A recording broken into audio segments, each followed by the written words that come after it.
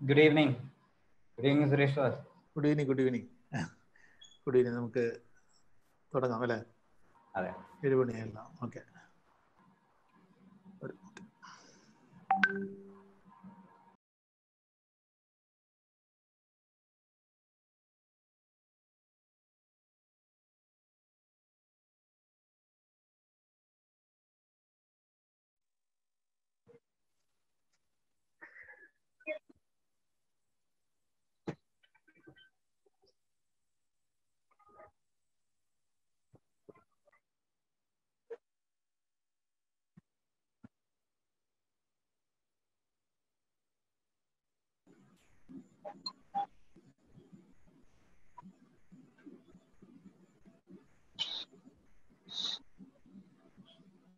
Hello everyone. We are starting our session today. Very warm good evening to one and all present here. Welcome to the 8th session of IT Leaders Club. I would like to introduce today's presenter, an expert in cybersecurity, Mr. Ashok P. He is also an IT auditor, trainer, and pen tester as well. He possesses CEH, ITIL, ISO 27001, and MCSC. He would be presenting today on cybersecurity and ethical hacking. I welcome Mr. Ashok P. to our platform of IT Leaders Club. Next, I would like to introduce our special invitee, Mr. Jaymohan T. Manager Systems, heads the IT department of the Travancore Cochin Chemicals Limited, Elur. He possesses a total of 35 plus years of experience in the IT field. I would like to welcome our speaker of the last session, Mr. Vijuraj, who presented to us a wonderful session on using no or low code application platforms and build the chatbot using Power Apps. This session was very insightful for all of us. I welcome all the members of IT Leaders Club, as well as all the attendees in today's session. I welcome all the founder members of IT Leaders Club who took the brilliant initiative to form the club for sharing and gaining knowledge. I would like to introduce our founder members, Mr. Suresh Kumar, founder, IT Leaders Club, Chief IT Advisor and Virtual CIO, Skybertech, Mrs. Manjusha, Head IT Services, Nidda Gelatin India Limited, Mr. Anup Krishna, IT Specialist, Mr. Sangeet KM, IT Specialist, and Mr. Jayachandran, Virtual CTO. On behalf of all our founder members, I invite Mr. Suresh Kumar for a few words and to address our attendees of today's session. So over to you. Hi, good evening. Good evening, sir. Okay. നമ്മുടെ ഇന്നത്തെ session cover ചെയ്യുന്നത് നമുക്ക് വളരെ important ആയിട്ടുള്ള cyber security and hacking related ആയിട്ടുള്ള ടോപ്പിക്കാണ് ഇന്ന് cover ചെയ്യുന്നത്. അതേപോലെ തന്നെ ഇന്ന് വന്നിരിക്കുന്ന നമ്മുടെ ചീഫ് ഗസ്റ്റ് മിസ്റ്റർ ജയ്മോഹൻ, വളരെയധികം IT എക്സ്പീരിയൻസും നോളജും ഉള്ള ഒരാളാണ് നമ്മൾ അഡ്രസ് ചെയ്ത് സംസാരിക്കുന്നത്. നമ്മുടെ ഈ IT ലീഡേഴ്സ് ക്ലബ്ബ് ഫോം ചെയ്തതിൻ്റെ ഇൻറ്റൻഷൻ നമ്മൾ കുറച്ചുകൂടി സ്പ്രെഡ് ചെയ്യാനും കുറച്ചുകൂടി ഇത് കുറേയും കൂടി എലാബറേറ്റ് ചെയ്യാനുണ്ട്. കാരണം എന്താണെന്ന് വെച്ചാൽ നമ്മുടെ ക്ലബ് ഫോം ചെയ്തതിൻ്റെ ഉദ്ദേശം എന്ന് പറഞ്ഞു കഴിഞ്ഞാൽ നമ്മുടെ IT മാനേജേഴ്സ് അല്ല IT ലീഡേഴ്സായിട്ട് വർക്ക് ചെയ്യുന്ന ഓരോ സ്ഥാപനത്തിന്റെ IT ഹെഡ് ചെയ്യുന്ന ആളുകളുടെ ഒരു കൂട്ടായ്മയും അതിനോടൊപ്പം തന്നെ അതൊരു നോളജ് ഷെയറിങ് സെഷൻ ആക്കാൻ വേണ്ടിയാണ്. അപ്പോൾ നമുക്ക് കുറച്ചുകൂടി പാർട്ടിസിപ്പേഷൻ, കാരണം നമ്മുടെ ഗ്രൂപ്പിൽ തന്നെ എനിക്ക് തോന്നുന്ന 150 അടുത്ത ആളുകളുണ്ട്. അപ്പോൾ അതിലുള്ള ആളുകൾ വരുമ്പോൾ തന്നെ ഇത് വലിയൊരു ഓഡിയൻസ് ആണ്. അപ്പോൾ വരുന്ന സ്പീക്കേഴ്സിനാണെന്നാണെങ്കിലും അതേപോലെ നമ്മുടെ ഇനി വരാൻ പോകുന്ന പ്രോഗ്രാമുകൾക്കാണെന്നാണെങ്കിലും എല്ലാവരുടെയും ഒരു ഫുൾ സപ്പോർട്ട് ഉണ്ടെങ്കിലാണ് നമുക്ക് ഇതുപോലെയുള്ള ഇനിഷ്യേറ്റീവ്സ് നമുക്ക് സക്സസ് ആയിട്ട് കൊണ്ടു നടക്കാൻ പറ്റുള്ളൂ. അതിന് ഇതിൽ ഇപ്പൊ പങ്കെടുക്കുന്ന ആളുകളും ഇനി പങ്കെടുക്കാൻ ഉദ്ദേശിക്കുന്ന ആളുകൾ, ഇപ്പൊ നിങ്ങൾക്ക് നിങ്ങളുടെ നെറ്റ്വർക്കിൽ ഇപ്പൊ ഈ സെഷൻ എന്ന് പറഞ്ഞപ്പോൾ ഇന്നാൾ കവർ ചെയ്യാൻ പോകുന്ന IT സെക്യൂരിറ്റിനെ പറ്റിയിട്ടുള്ള ഒരു സെമിനാർ നമ്മൾ എവിടെയെങ്കിലും പോയി പേ ചെയ്ത് നമ്മൾ അതിന് സമയം സ്പെൻഡ് ചെയ്ത് പോകുന്നതും നമ്മുടെ മേശപ്പുറത്ത് നമ്മുടെ മൊബൈലിന്റെ ഉള്ളിലേക്ക് ആ നോളജ് ഒരു വീഡിയോ രൂപത്തിൽ ശബ്ദ രൂപത്തിൽ നമുക്ക് എത്തിച്ചു തരുന്നവരെ കുറെ അധികം അതിന്റെ മുകളിൽ കുറെ എഫേർട്ടുകളും കുറെ ആൾക്കാരുടെ പ്രവർത്തനങ്ങളൊക്കെയാണ്. അപ്പൊ അതുകൊണ്ട് മാക്സിമം ആളുകൾ അത് യൂട്ടിലൈസ് ചെയ്യുക. ഇങ്ങനത്തെ ഇനീഷ്യേറ്റീവ്സുകൾ കൂടുതൽ ആൾക്കാർ യൂട്ടിലൈസ് ചെയ്യുക. ഇതിൽ ഇനിയും ഒരുപാട് സ്പീച്ചുകൾ നമ്മുടെ ഈ പ്ലാറ്റ്ഫോമിൽ വരും. പല പുതിയ ടെക്നോളജികളെ പറ്റിയും പല സെഷനുകൾ കവർ ചെയ്യും. അപ്പോൾ അതിനോടൊപ്പം തന്നെ നമ്മൾ 1-2 സജഷൻസ് കഴിഞ്ഞ പ്രാവശ്യം ആലോചിച്ചിട്ട് നമുക്ക് എല്ലാ വീക്കിലും എന്നുള്ളത് വേണമെങ്കിൽ മാസത്തിൽ 2 സെഷൻ, സെക്കൻഡ് സാറ്റർഡേയും 4th സാറ്റർഡേയും എന്നുള്ള രീതിയിൽ ആക്കിയാലെന്നൊരു ആലോചനയുണ്ട്. ചിലപ്പോൾ അത് നെക്സ്റ്റ് മന്ത് മുതൽ മാസത്തിൽ 2 സെഷനായിട്ട് മാറ്റാനും ഒരു ആലോചനയുണ്ട്. അപ്പോൾ എല്ലാവരുടെയും സപ്പോർട്ടും കാര്യങ്ങളും നമ്മളിപ്പോൾ തന്നെ ഈ പറയുന്ന മീറ്റിംഗ് തുടങ്ങുന്നതിന് മുന്നേ തന്നെ നമ്മൾ 40-ഓളം ആളുകളിലേക്ക് എത്തി നിന്നിട്ടാണ് നമ്മൾ പ്രോഗ്രാം തുടങ്ങുന്നത്. ഗുഡ് സ്റ്റാർട്ടാണ്. അത് ഇന്നത്തെ സബ്ജക്റ്റിന്റെ ഒരു ഇമ്പോർട്ടൻസ് കൂടിയാണ്. എന്തായാലും ഞാൻ പങ്കെടുത്ത എല്ലാ ആൾക്കാരെയും ഇതിനുവേണ്ടി സപ്പോർട്ടിന് എല്ലാ ആൾക്കാർക്കും thanks. Okay, thank you. Thank you, sir. Thank you for your address. Now I would like to invite our special invitee of the day, Mr. Jaymohan T, for an introduction speech. Hello. Yes. Hello. Audible, Anna? Yes, yes. Okay. Audible, Anna, sir. Good evening. Hi. Good evening. Good evening, all members, and a very happy Independence Day to you all. അപ്പോൾ നമ്മളുടെ webinar number 7 ആണ് ഇന്നിപ്പോ ഇവിടെ conduct ചെയ്യാൻ പോകുന്നത്. അപ്പോൾ first of all ഈ ഒരു പ്ലാറ്റ്ഫോം, ഇങ്ങനെ ഒരു പ്ലാറ്റ്ഫോമിനെ കുറിച്ച് കൺസീവ് ചെയ്യുകയും അത് നടപ്പിൽ വരുത്തുകയും ചെയ്ത ഈ IT ലീഡർഷിപ്പ് ഫോറത്തിന്റെ എല്ലാ ഫൗണ്ടർ മെമ്പേഴ്സിനെയും ഞാൻ അഭിനന്ദിക്കുകയാണ്. നമുക്ക് എല്ലാവർക്കും അറിയാവുന്ന മാതിരി ഇപ്പോ IT ഫീൽഡ് എവർ ചേഞ്ചിങ് ആണ്. ഇപ്പൊ ഈ ഒരു പാൻഡമിക് സിനാറിയോയിൽ നമ്മൾ കുറേം കൂടി ചേഞ്ചസിനെ അഡ്രസ് ചെയ്യേണ്ട ഒരു ഘട്ടം കൂടിയാണ്. അപ്പൊ അങ്ങനെ വരുമ്പോൾ നമ്മൾക്ക് ഇങ്ങനെ ഒരു പ്ലാറ്റ്ഫോമിൽ നമ്മളുടെ ഐഡിയാസ് ഷെയർ ചെയ്യാനും ആ ഐഡിയാസ് നമുക്ക് ഫേസ് ചെയ്യുന്ന ഇഷ്യൂസിനെ നമുക്കൊരു പ്ലാറ്റ്ഫോമിൽ പ്രസന്റ് ചെയ്യാനും അതിൽ നിന്ന് നമുക്ക് റിസോൾവ് ചെയ്യാൻ സാധിക്കും എന്നുള്ളൊരു സിനാരിയോയിലേക്ക് എത്തിച്ചേരാനും ഒക്കെ ഒരു പ്ലാറ്റ്ഫോം കിട്ടുന്നത് എപ്പോഴും നല്ലതാണ്. അങ്ങനത്തെ ഒരു പ്ലാറ്റ്ഫോം ഇങ്ങനെ വളർത്തിയെടുത്ത് കൊണ്ടുവരുന്നതിനെ നമ്മൾ അങ്ങേയറ്റം വെൽക്കം ചെയ്യുന്നു. ആൻഡ് ഇന്നത്തെ ഒരു ടോപ്പിക് എന്ന് പറഞ്ഞാൽ ഇന്നത്തെ ഒരു കാലഘട്ടത്തിൽ ഹൈലി റെലവെന്റ് ആയിട്ടൊരു ടോപ്പിക്കാണ് cyber security and ethical hacking. So ആ ഒരു സബ്ജക്റ്റിന്റെ ഡീറ്റെയിൽസിലേക്ക് നമുക്ക് പോവാം. And I wish A very warm welcome to Mr. Ashok to conduct this session, and welcome all members about to enjoy this seminar. Thank you. Thank you, sir. Thank you for sharing your thoughts. We are delighted to have you as our guest of honor. I request you to do an honor of presenting the certificate of appreciation to Mr. Biju Raj, the speaker of our previous session. I'll just share the certificate.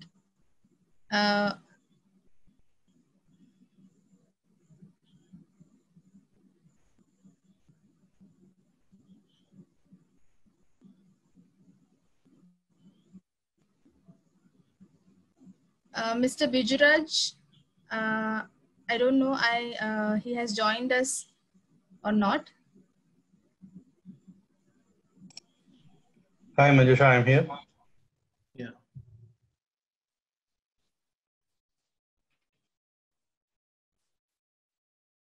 Hi, Biju, you are there? Yes, I am here. Okay. Good evening, sir. Hey, good evening. So we are presenting this certificate of appreciation to Mr. Bijuraj digitally as a token of love and respect from IT Leaders Club. I request Bijuraj sir to accept this. Thank you very much. Yeah, we will send you in your email. Okay. Okay. Thank you.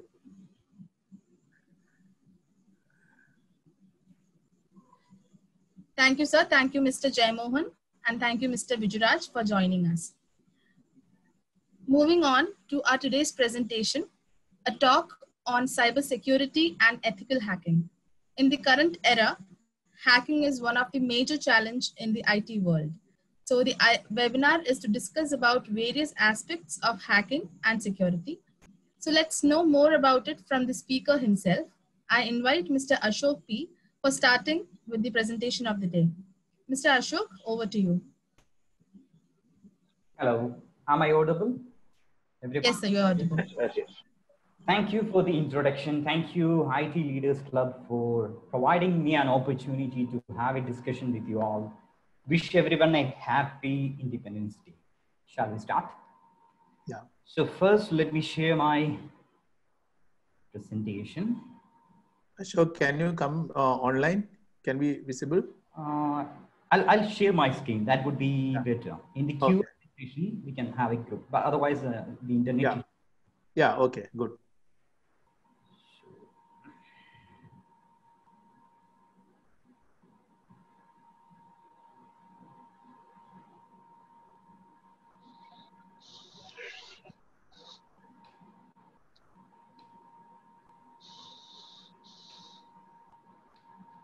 Can you guys see the screen? It's coming. Yeah. So, നമുക്ക് തുടങ്ങാം. എല്ലാവർക്കും നമസ്കാരം. So ഇന്നത്തെ topic എന്താണെന്ന് എല്ലാവർക്കും അറിയാമെന്ന് വിചാരിക്കുന്നു. ഹാക്കിങ്ങിനെ കുറിച്ചും സൈബർ സെക്യൂരിറ്റിയെ കുറിച്ചുമാണ് നമ്മൾ സംസാരിക്കാൻ പോകുന്നത്. എന്തുകൊണ്ടാണെന്ന് വെച്ചാൽ മനുഷ്യന്റെ കൂടി വരുന്ന ഇന്റർനെറ്റ് ഡിപ്പെൻഡൻസി ചില സമയങ്ങളിൽ ഒരു ഡിസാസ്റ്റർ ആയിട്ട് മാറാറുണ്ട് പല ആളുകൾക്കും. നമ്മൾ ഇന്ന് ഇന്റർനെറ്റ് യൂസ് ചെയ്യാത്ത മേഖലകൾ ഉണ്ടാവില്ല അല്ലെ? അങ്ങനെ ഇരിക്കെ എന്തൊക്കെയായിരിക്കും ഒരു കമ്പനിയിൽ വർക്ക് ചെയ്യുന്ന നിങ്ങളെ പോലുള്ള ഹൈ എൻഡ് ടെക്നിക്കൽ പ്രൊഫഷണൽസ് നേരിട്ടുകൊണ്ടിരിക്കുന്ന ചാലഞ്ചസ് എന്ന് നോക്കാം. ഹാക്കിംഗ് ആണ് ഈ കാലഘട്ടത്തിൽ മിക്കവാറും എല്ലാ കമ്പനികളിലും നേരിട്ടുകൊണ്ടിരിക്കുന്ന ചാലഞ്ച് എന്ന് പറയുന്നത്. ഒരു കമ്പനി സേഫ് ആൻഡ് സെക്യൂർഡ് ആക്കാൻ വേണ്ടി നമ്മൾ എല്ലാവരും ഒരുപാട് സെക്യൂരിറ്റി സൊല്യൂഷൻസ് സാധാരണ ഇംപ്ലിമെന്റ് ചെയ്യാറുണ്ട്. like firewalls, endpoint securities, etc. But ഇത് മാത്രം മതിയോ നമുക്ക് സെക്യൂരിറ്റി പ്രൊവൈഡ് ചെയ്യാൻ? എങ്ങനെയാണ് ഒരു ഹാക്കിംഗ് അല്ലെങ്കിൽ ഒരു ഹാക്കർ ഹാക്ക് ചെയ്യുന്നത് അല്ലെങ്കിൽ എക്സിക്യൂട്ട് ചെയ്യുന്നത് എന്ന് മനസ്സിലാക്കാൻ പറ്റിയാൽ അത്തരം വഴികളൊക്കെ നമുക്ക് സെക്യൂർ ആക്കാൻ പറ്റും. നമ്മുടെ ഈ വെബിനാർ കൊണ്ട് നമ്മൾ ഉദ്ദേശിക്കുന്നതും അത് തന്നെയാണ്.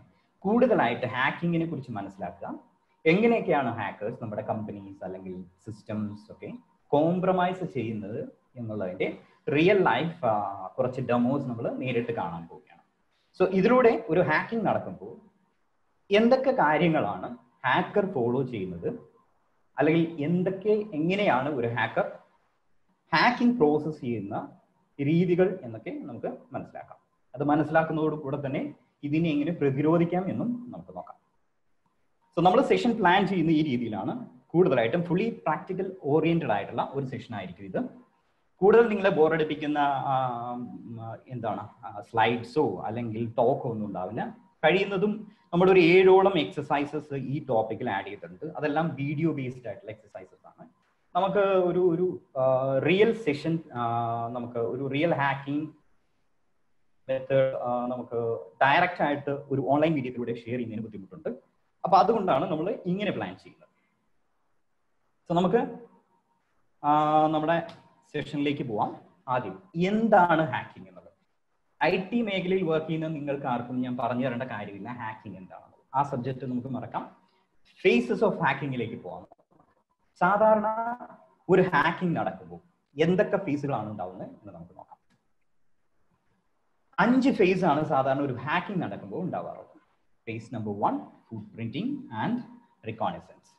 Face number 2 scanning. Phase number 3, gaining access. Phase 4, maintaining access. And phase 5, clearing tracks.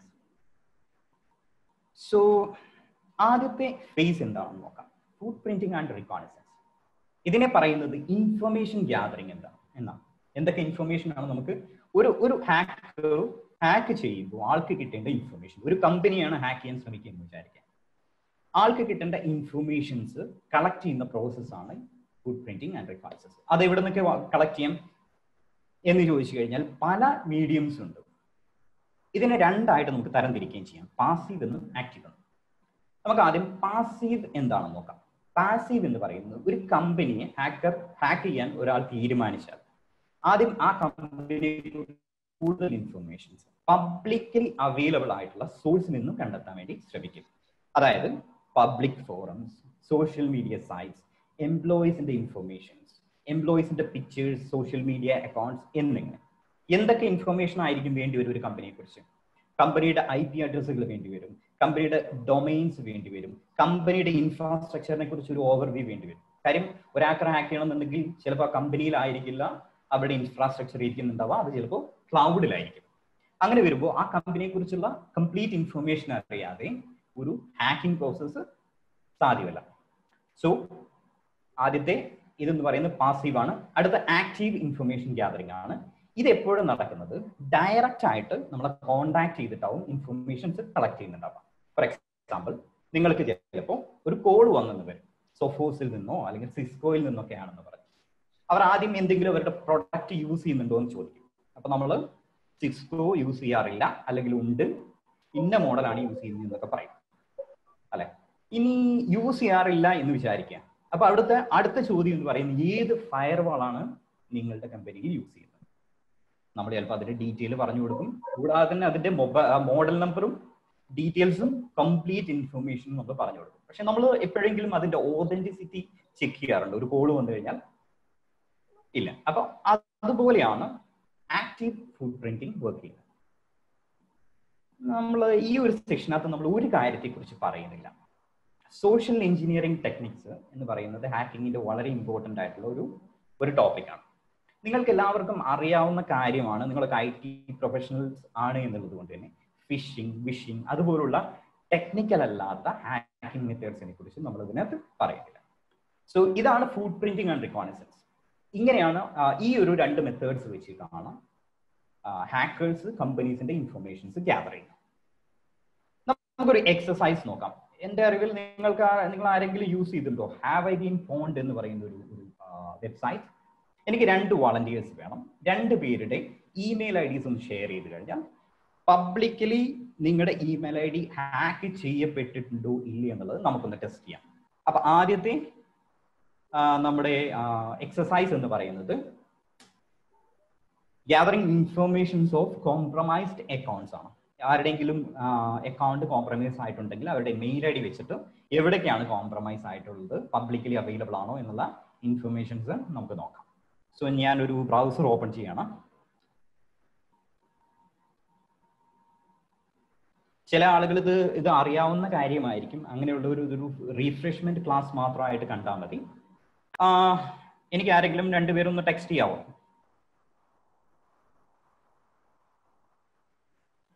Can you guys text?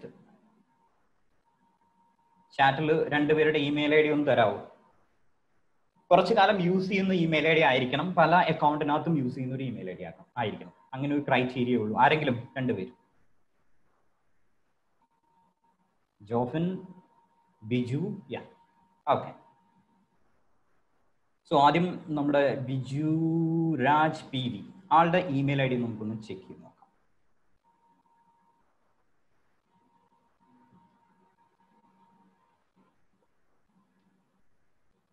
ഇതാണ് വെബ്സൈറ്റ്. ഇവിടെ നമുക്കൊന്ന് ചെക്ക് ചെയ്യാം. ഉപ്സ്, മിസ്റ്റർ ബിജുവിന്റെ വാട്ട്പാഡ് എന്ന് പറയുന്ന സൈറ്റിൽ നിന്നും ജൂൺ 2020 ഹാക്ക് ചെയ്യപ്പെട്ടിട്ടുണ്ട്. അതൊന്ന് ഓപ്പൺ ചെയ്ത് കഴിയുന്നതും സെക്യൂർഡ് ആയിരിക്കും. സെക്യൂർഡ് ആയിരിക്കും നല്ലത്. അടുത്തായിട്ട് മറ്റൊരാളുടെ അവിടെ നോക്കാം. ഞാൻ കുറച്ച് ഫാസ്റ്റ് ആയിട്ടാണ് പോകുന്നത്. നമുക്ക് 1 മണിക്കൂറേ ഉള്ളൂ. 7-8 സ്ലൈഡ് ഉണ്ട്. അതുകൊണ്ടാണ് സോറി. നിങ്ങൾക്ക് എന്തെങ്കിലും തരത്തിലുള്ള ബുദ്ധിമുട്ടുകൾ ഉണ്ട് എന്നുണ്ടെങ്കിൽ ആ സമയത്തൊന്ന് എന്നെ ബ്രേക്ക് ചെയ്യാം. അടുത്തായിട്ട് ജോഫിന്റെ നമുക്ക് നോക്കാം.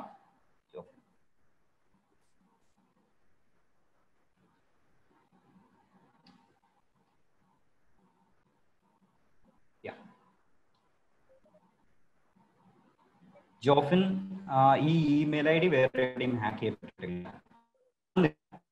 പബ്ലിക്കലായിട്ട് അവൈലബിൾ അല്ലാത്ത, അല്ലെങ്കിൽ പബ്ലിക്കലായിട്ട് ഇത് ഹാക്ക് ചെയ്യപ്പെട്ടു എന്ന് അറിയുന്നില്ല. അടുത്ത ഒരാളിവിടെ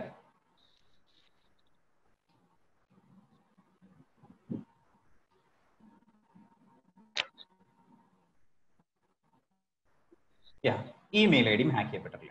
കുറച്ച് കാലങ്ങളായിട്ട് യൂസ് ചെയ്യുന്ന മറ്റാരുടെങ്കിലും മെയിൽ ID ഉണ്ടോ? ഉണ്ടെങ്കിൽ നമുക്ക് അതുകൂടെ ചെക്ക് ചെയ്യാം. അതല്ലെങ്കിൽ നമുക്ക് മറ്റൊരു കാര്യം,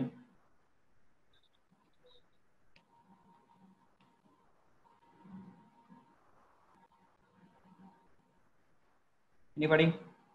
Okay, I'll check my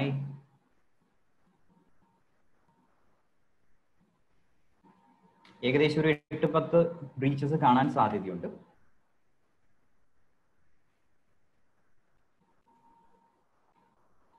so ഇതൊന്നും നമ്മുടെ ഏകദേശം 7 സ്ഥലങ്ങളിൽ എൻ്റെ മെയിൽ ID ഹാക്ക് ചെയ്യപ്പെട്ടിട്ടുണ്ട്. ഇതൊന്നും നമ്മുടെ കൺട്രോളിൽ ഇരിക്കുന്ന കാര്യമല്ല. 2013 അഡോബില് ബിറ്റ്കോയിൻ, സോ ഇതൊക്കെ ഹാക്ക് ചെയ്യുന്നത് എങ്ങനെയാണെന്ന് വെച്ചാൽ ഈ പറഞ്ഞ അഡോബിന്റെ സൈറ്റിൽ നിന്നും അല്ലെങ്കിൽ അഡോബിന്റെ ഡാറ്റാബേസിൽ നിന്നും നമ്മുടെ പാസ്വേഡ്സ് ലൂട്ട് ചെയ്ത് കൊണ്ടുപോയിട്ട് ഹാക്ക് ചെയ്യുന്നതാണ് ഈ മെത്തേഡ്. അപ്പോൾ നമ്മുടെ ഒരാളുടെ ഇവിടെ വന്നിട്ടുണ്ട്, ശ്രീജിത്ത്. നോക്കാം, കണ്ടല്ലോ ഇവിടെ 2 പേസ്റ്റ് കാണുന്നുണ്ട്, 2 ഫയൽസ്. ഈ ഫയൽസിനകത്ത് എൻ്റെ പാസ്വേഡ് ഇരിപ്പുണ്ട്. ഇത് ഡൗൺലോഡ് ചെയ്ത് എടുത്തു കഴിഞ്ഞാൽ ആർക്ക് വേണമെങ്കിലും എൻ്റെ പാസ്വേഡ് ആക്സസ് ചെയ്യാം. ഇത് പഴയ പാസ്വേഡാണ്, ഞാൻ മന്ത്ലി വൺസ് പാസ്വേഡ് ചേഞ്ച് ചെയ്യുന്ന ആളാണ്. അപ്പൊ അതുകൊണ്ട് ആരുടെയെങ്കിലും റിപ്പോർട്ട് ചെയ്ത ഹാക്കിംഗ് ഇതിനകത്ത് കാണുന്നുണ്ട് എന്നുണ്ടെങ്കിൽ നിങ്ങൾ കഴിയുന്നതും പെട്ടെന്ന് തന്നെ മെയിൽ ഐ ഡിയുടെയും എവിടെയാണോ ഹാക്ക് ചെയ്യപ്പെട്ടുള്ളത് അത്തരം ഇതിലൊന്നും ആരുടെയും ബ്രീച്ച് ഇല്ല. ഓക്കെ, സുരേഷ് സാർ, സാറിന്റെ ഒന്ന് ചെക്ക് ചെയ്യണോ? നോക്ക്. എന്തായിരുന്നു ഇമെയിൽ ഐ ഡി? സുരേഷ്, ഞാൻ ജിമെയിൽ ഐ ഡി തന്നിരിക്കണേ, ഒഫീഷ്യൽ അല്ല. Suresh virtualcio@gmail.com.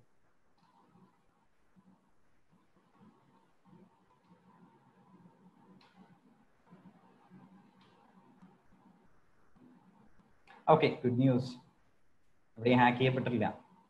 Okay, fine. So എൻ്റെ മെയിൽ ഐ ഡി കണ്ടല്ലോ, അതിനകത്ത് 2-3 പേസ്റ്റുകൾ കാണുന്നുണ്ട്. അപ്പൊ നിങ്ങൾക്ക്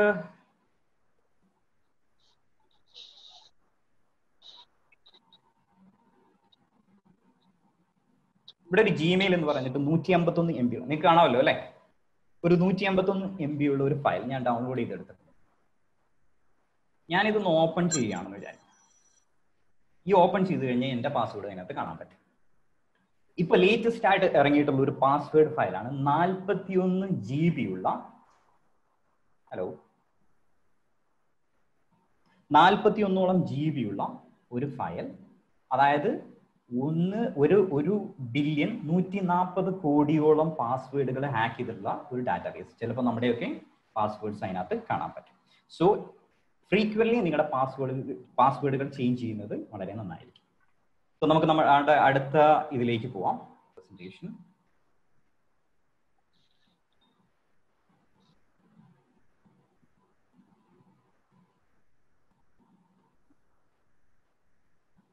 സോ നമ്മുടെ ആദ്യത്തെ ഇതൊരു വളരെ ബേസിക് ആയിട്ടുള്ള ഒരു ടെക്നിക്കൽ എന്നും പറയാൻ പറ്റില്ല, ഒരു ഇൻഫർമേഷൻ ഗ്യാതറിംഗ് ആണ്.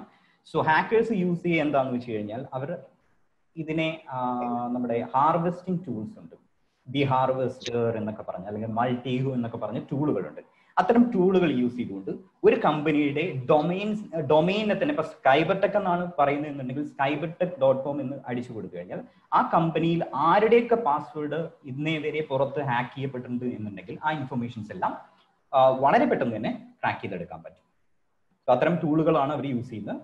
സോ ഇടയ്ക്ക് ഇത്തരത്തിലുള്ള വെബ്സൈറ്റിൽ നിങ്ങളുടെയൊക്കെ ഇമെയിൽ IDസും പാസ്വേഡും ചെക്ക് ചെയ്ത് സെക്യൂർ ചെയ്യാം.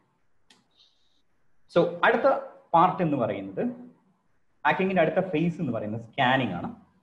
സ്കാനിങ് ഫേസിൽ ഫുട് പ്രിന്റിംഗ് മെത്തേഡ്സ് യൂസ് ചെയ്ത് കിട്ടുന്ന കാര്യങ്ങൾ പരിശോധിച്ചിട്ട് ഓപ്പൺ പോർട്ടുകൾ, സർവീസസ്, വേർഷൻ ഡീറ്റെയിൽസ്, ഓപ്പറേറ്റിംഗ് സിസ്റ്റത്തിന്റെ ഡീറ്റെയിൽസ്, അതുപോലെ വൾനറബിലിറ്റീസ് ഒക്കെ മനസ്സിലാക്കുന്ന പ്രോസസ്സാണ് സ്കാനിങ് എന്ന് പറയുന്നത്. സാധാരണയായിട്ട് നമ്മുടെ കമ്പനീസിലൊക്കെ ഫയർവാൾസ് ഇൻസ്റ്റാൾ ചെയ്തിട്ടുണ്ടാവും.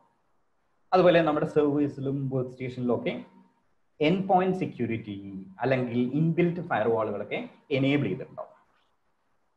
സോ ബേസിക് സ്കാനിങ് നിങ്ങൾക്കൊക്കെ അറിയാം എന്നുള്ളത് കൊണ്ട് നമ്മൾ അതിനെക്കുറിച്ച് മറക്കാം.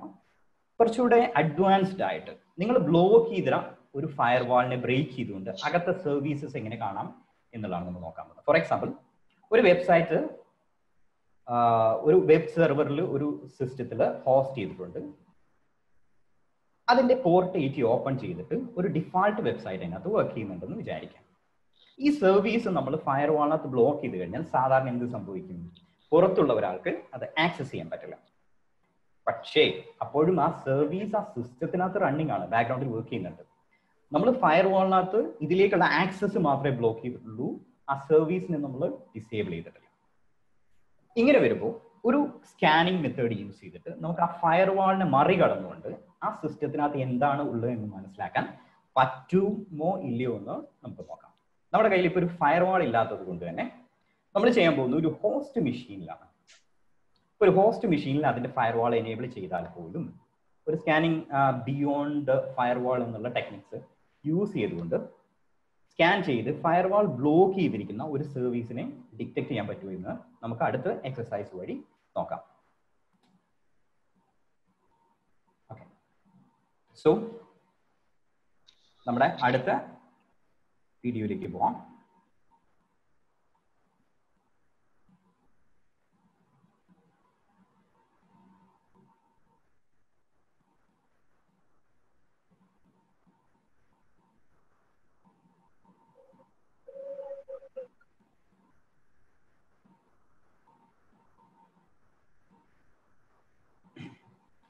എല്ലാവർക്കും കാണാമല്ലോ അല്ലേ? സോ നമ്മൾ ഞാൻ യൂസ് ചെയ്യുന്ന ഹാക്കിംഗ് മറ്റു എത്തിക്കൽ ഹാക്കിംഗ് മറ്റു പർപ്പസിനൊക്കെ യൂസ് ചെയ്യുന്നത് കാലി ലിനക്സ് ആണ്. എൻ്റെ കാലി ലിനക്സിനകത്ത് ഓപ്പൺ ചെയ്തിട്ടുണ്ട്. നമുക്ക് വീഡിയോ ഒന്ന് പ്ലേ ചെയ്യാം. അതുകൂടാതെ എനിക്കൊരു വിൻഡോസ് 10ന്റെ മെഷീൻ ഉണ്ട്. അതിനകത്ത് IIS ഇൻസ്റ്റാൾ ചെയ്തിട്ട് ഒരു വെബ്സൈറ്റ് നമ്മൾ ഹോസ്റ്റ് ചെയ്തിട്ടുണ്ട്. കാണാമല്ലോ. അതിന്റെ IP ആണ് ഈ പറയുന്ന 10.10.10.106 എന്ന് പറയുന്നത്.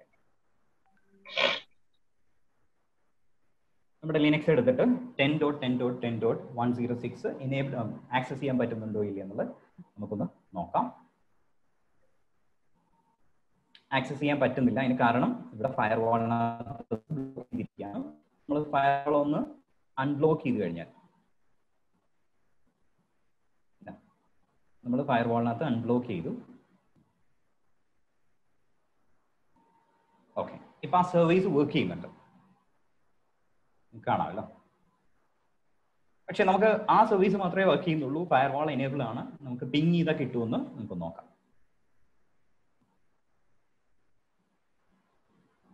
പിങ് വർക്ക് ചെയ്യുന്നില്ല.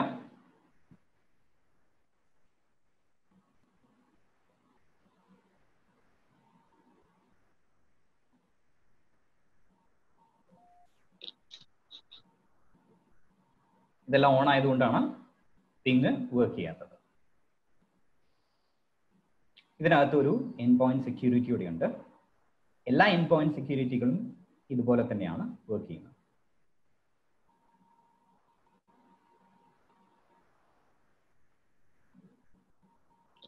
നമുക്ക്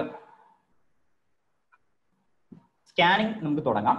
ഇവിടെയാണ് നമ്മൾ Nmap യൂസ് ചെയ്തിട്ടാണ് സ്കാൻ ചെയ്യുന്നത്. Nmap എന്ന് പറയുന്നത് വളരെ ഫേമസ് ആയിട്ടുള്ള ഒരു സ്കാനിങ് മെത്തേഡാണ്, അല്ലെങ്കിൽ ടൂളാണ്, ഫ്രെയിംവർക്ക് ആണ്.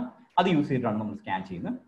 അപ്പൊ എന്തൊക്കെ സർവീസസ് ആണ് റൺ ചെയ്യുന്നതെന്ന് അറിയാൻ വേണ്ടി നമ്മൾ sudo nmap 10.10.10.106 എന്ന് അടിച്ചു. ഇപ്പൊ ഈ സിസ്റ്റത്തെ സ്കാൻ ചെയ്തുകൊണ്ടിരിക്കുകയാണ്, ഓപ്പൺ പോർട്ടുകളും മറ്റു ഡീറ്റെയിൽസ് ഒക്കെ മനസ്സിലാക്കാൻ വേണ്ടി.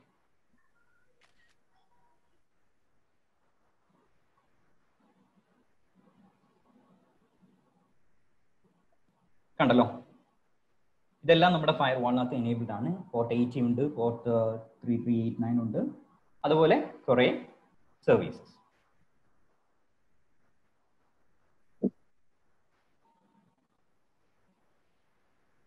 നമുക്ക് ഇനി ഇവിടെ പോയിട്ട് നമ്മുടെ ആ വെബ്സൈറ്റിന്റെ സർവീസിനെ ഒന്ന് ഡിസേബിൾ ചെയ്യാം ഫയർവാളിനകത്ത്. എന്നിട്ട് ഒന്നുകൂടെ സ്കാൻ ചെയ്ത് നോക്കാം.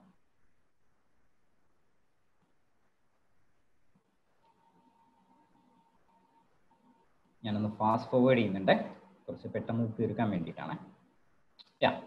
കണ്ടല്ലോ, ഇപ്പൊ ഇതിനകത്ത് നേരത്തെ കണ്ടിട്ടുള്ള പോർട്ട് 80ക്ക് പകരം ഇവിടെ മറ്റൊന്നും കാണുന്നില്ല. പോർട്ട് 80 ക്ലോസ്ഡ് ആണ്. ആ വെബ്സൈറ്റ് ഇനി വർക്ക് ചെയ്യുന്നുണ്ടാവില്ല.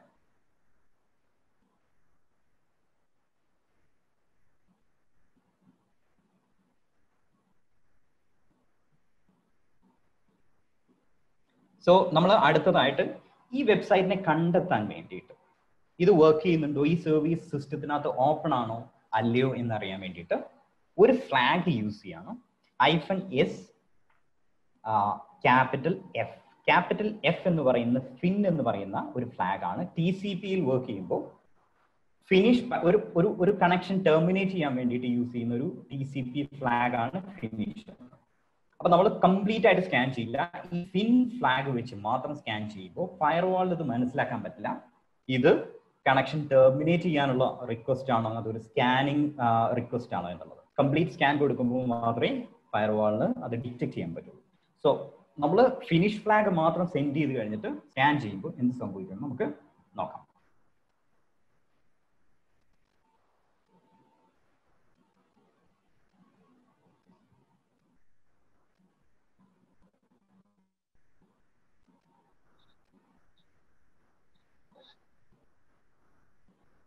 നമ്മൾ ഡയറക്റ്റ് പോർട്ട് 80യിലേക്കാണ് സ്കാൻ ചെയ്യുന്നത്. ഇനി എല്ലാം കൂടെ സ്കാൻ ചെയ്ത് വരുമ്പോഴേക്കും സമയം എടുക്കുന്നതാണ്.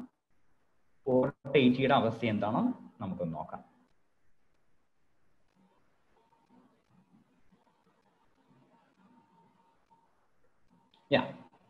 കണ്ടല്ലോ, പോർട്ട് 80 TCP ഓപ്പൺ ആണ്. ഫയർവാൾ നിങ്ങൾ സെറ്റ് ചെയ്തിട്ടുണ്ടെങ്കിൽ പോലും അതിനെ ബ്രേക്ക് ചെയ്തുകൊണ്ടാണ് നമ്മളിപ്പോൾ ആ പോർട്ട് ഓപ്പൺ ആണോ അല്ലേ എന്ന് കണ്ടെത്തിയിട്ടുള്ളത്. അങ്ങനെ കണ്ടെത്തി കഴിഞ്ഞാൽ ഫയർവാളിനെ ബ്രേക്ക് ചെയ്തിട്ടുള്ള ഹാക്കിംഗ് മെത്തേഡ്സ് ഹാക്കേഴ്സിന് യൂസ് ചെയ്യാൻ പറ്റും. സോ വെറുതെ ഇട്ടിരിക്കുന്ന ഒരു സർവീസസും അത്ര സേഫ് അല്ല. നിങ്ങളുടെ അറ്റൻഷൻ അങ്ങോട്ട് പോവാറില്ല സാധാരണ. അപ്പൊ ഫയർവാളിനകത്ത് മാത്രം ബ്രേക്ക് ചെയ്താൽ പോരാ, നമ്മുടെ ആ സർവീസിനെ തന്നെ സ്റ്റോപ്പ് ചെയ്ത് കളയുന്നതായിരിക്കും നല്ലത്.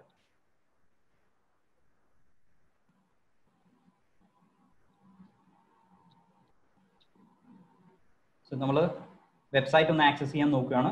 ഇല്ല, വെബ്സൈറ്റ് വർക്ക് ചെയ്യുന്നില്ല. പക്ഷേ ആ സർവീസ് അതിനകത്ത് വർക്ക് ചെയ്യുന്നതായിട്ട് ഓപ്പൺ ആയിട്ട് ആ പോർട്ട് ഓപ്പൺ ആയിട്ട് നമ്മൾ കണ്ടല്ലോ.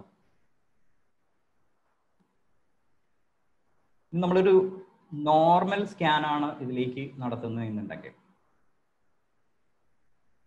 ഇത് സ്കാൻ ചെയ്തിട്ടുള്ളത് ആന്റിവൈറസും എൻഡ് സെക്യൂരിറ്റീസും ഫയർവാൾസും ഒക്കെ ഉള്ള ഒരു മെഷീനിലേക്കാണെന്നുള്ള കാര്യം നിങ്ങൾ പ്രത്യേകം ശ്രദ്ധിക്കണം. നമ്മൾ വിചാരിക്കും ഒരു ഫയർവാൾ സെക്യൂരിറ്റിക്ക് ഇത്തരത്തിലുള്ള പ്രൊട്ടക്ഷൻ കംപ്ലീറ്റ് ആയിട്ട് തരാൻ പറ്റുമെന്ന്. നമ്മുടെ കോൺഫിഗറേഷൻസ് ഇവിടെ കറക്റ്റ് ആയിട്ട് ഇല്ലെങ്കിൽ ഇത്തരത്തിലുള്ള പ്രശ്നങ്ങൾ ഉണ്ടാവും. അപ്പോൾ പോർട്ട് 80 ഓപ്പൺ ആണെന്നുള്ളത് നമ്മുടെ സ്കാനിങ്ങിൽ ഫിൻ സ്കാനിങ്ങിൽ നമ്മൾ മനസ്സിലാക്കി. നമുക്ക് നോർമൽ സ്കാനിങ് ആ P80യിലേക്ക് ഒന്ന് നടത്തി നോക്കാം. അപ്പോൾ ഓപ്പൺ ആണോ അല്ലേ എന്നുള്ളത് നമുക്ക് കണ്ടെത്താൻ പറ്റുമെന്ന് നോക്കാം.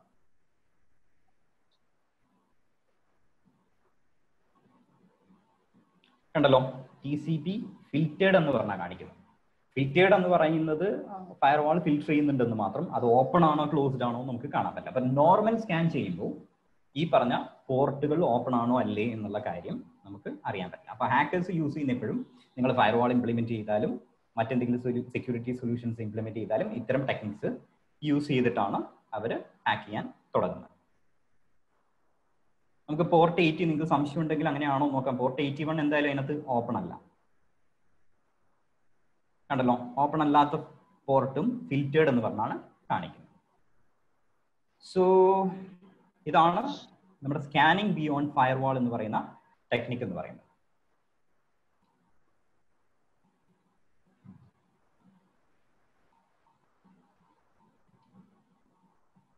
നമ്മുടെ ഇവിടെ കാണിച്ചിട്ടുള്ളത് ഫിൻ എങ്ങനെ വർക്ക് ചെയ്യുന്നു, ഫിൻ പാക്കറ്റ് അല്ലെങ്കിൽ ഫ്ലാഗ് എന്താണെന്നുള്ളതിന്റെ ഒരു ഡെമോ ആണ്. അത് വെച്ചിട്ടാണ് നമ്മളിപ്പോൾ ഇവിടുത്തെ എക്സസൈസ് നടത്തിയിട്ടുള്ളത്.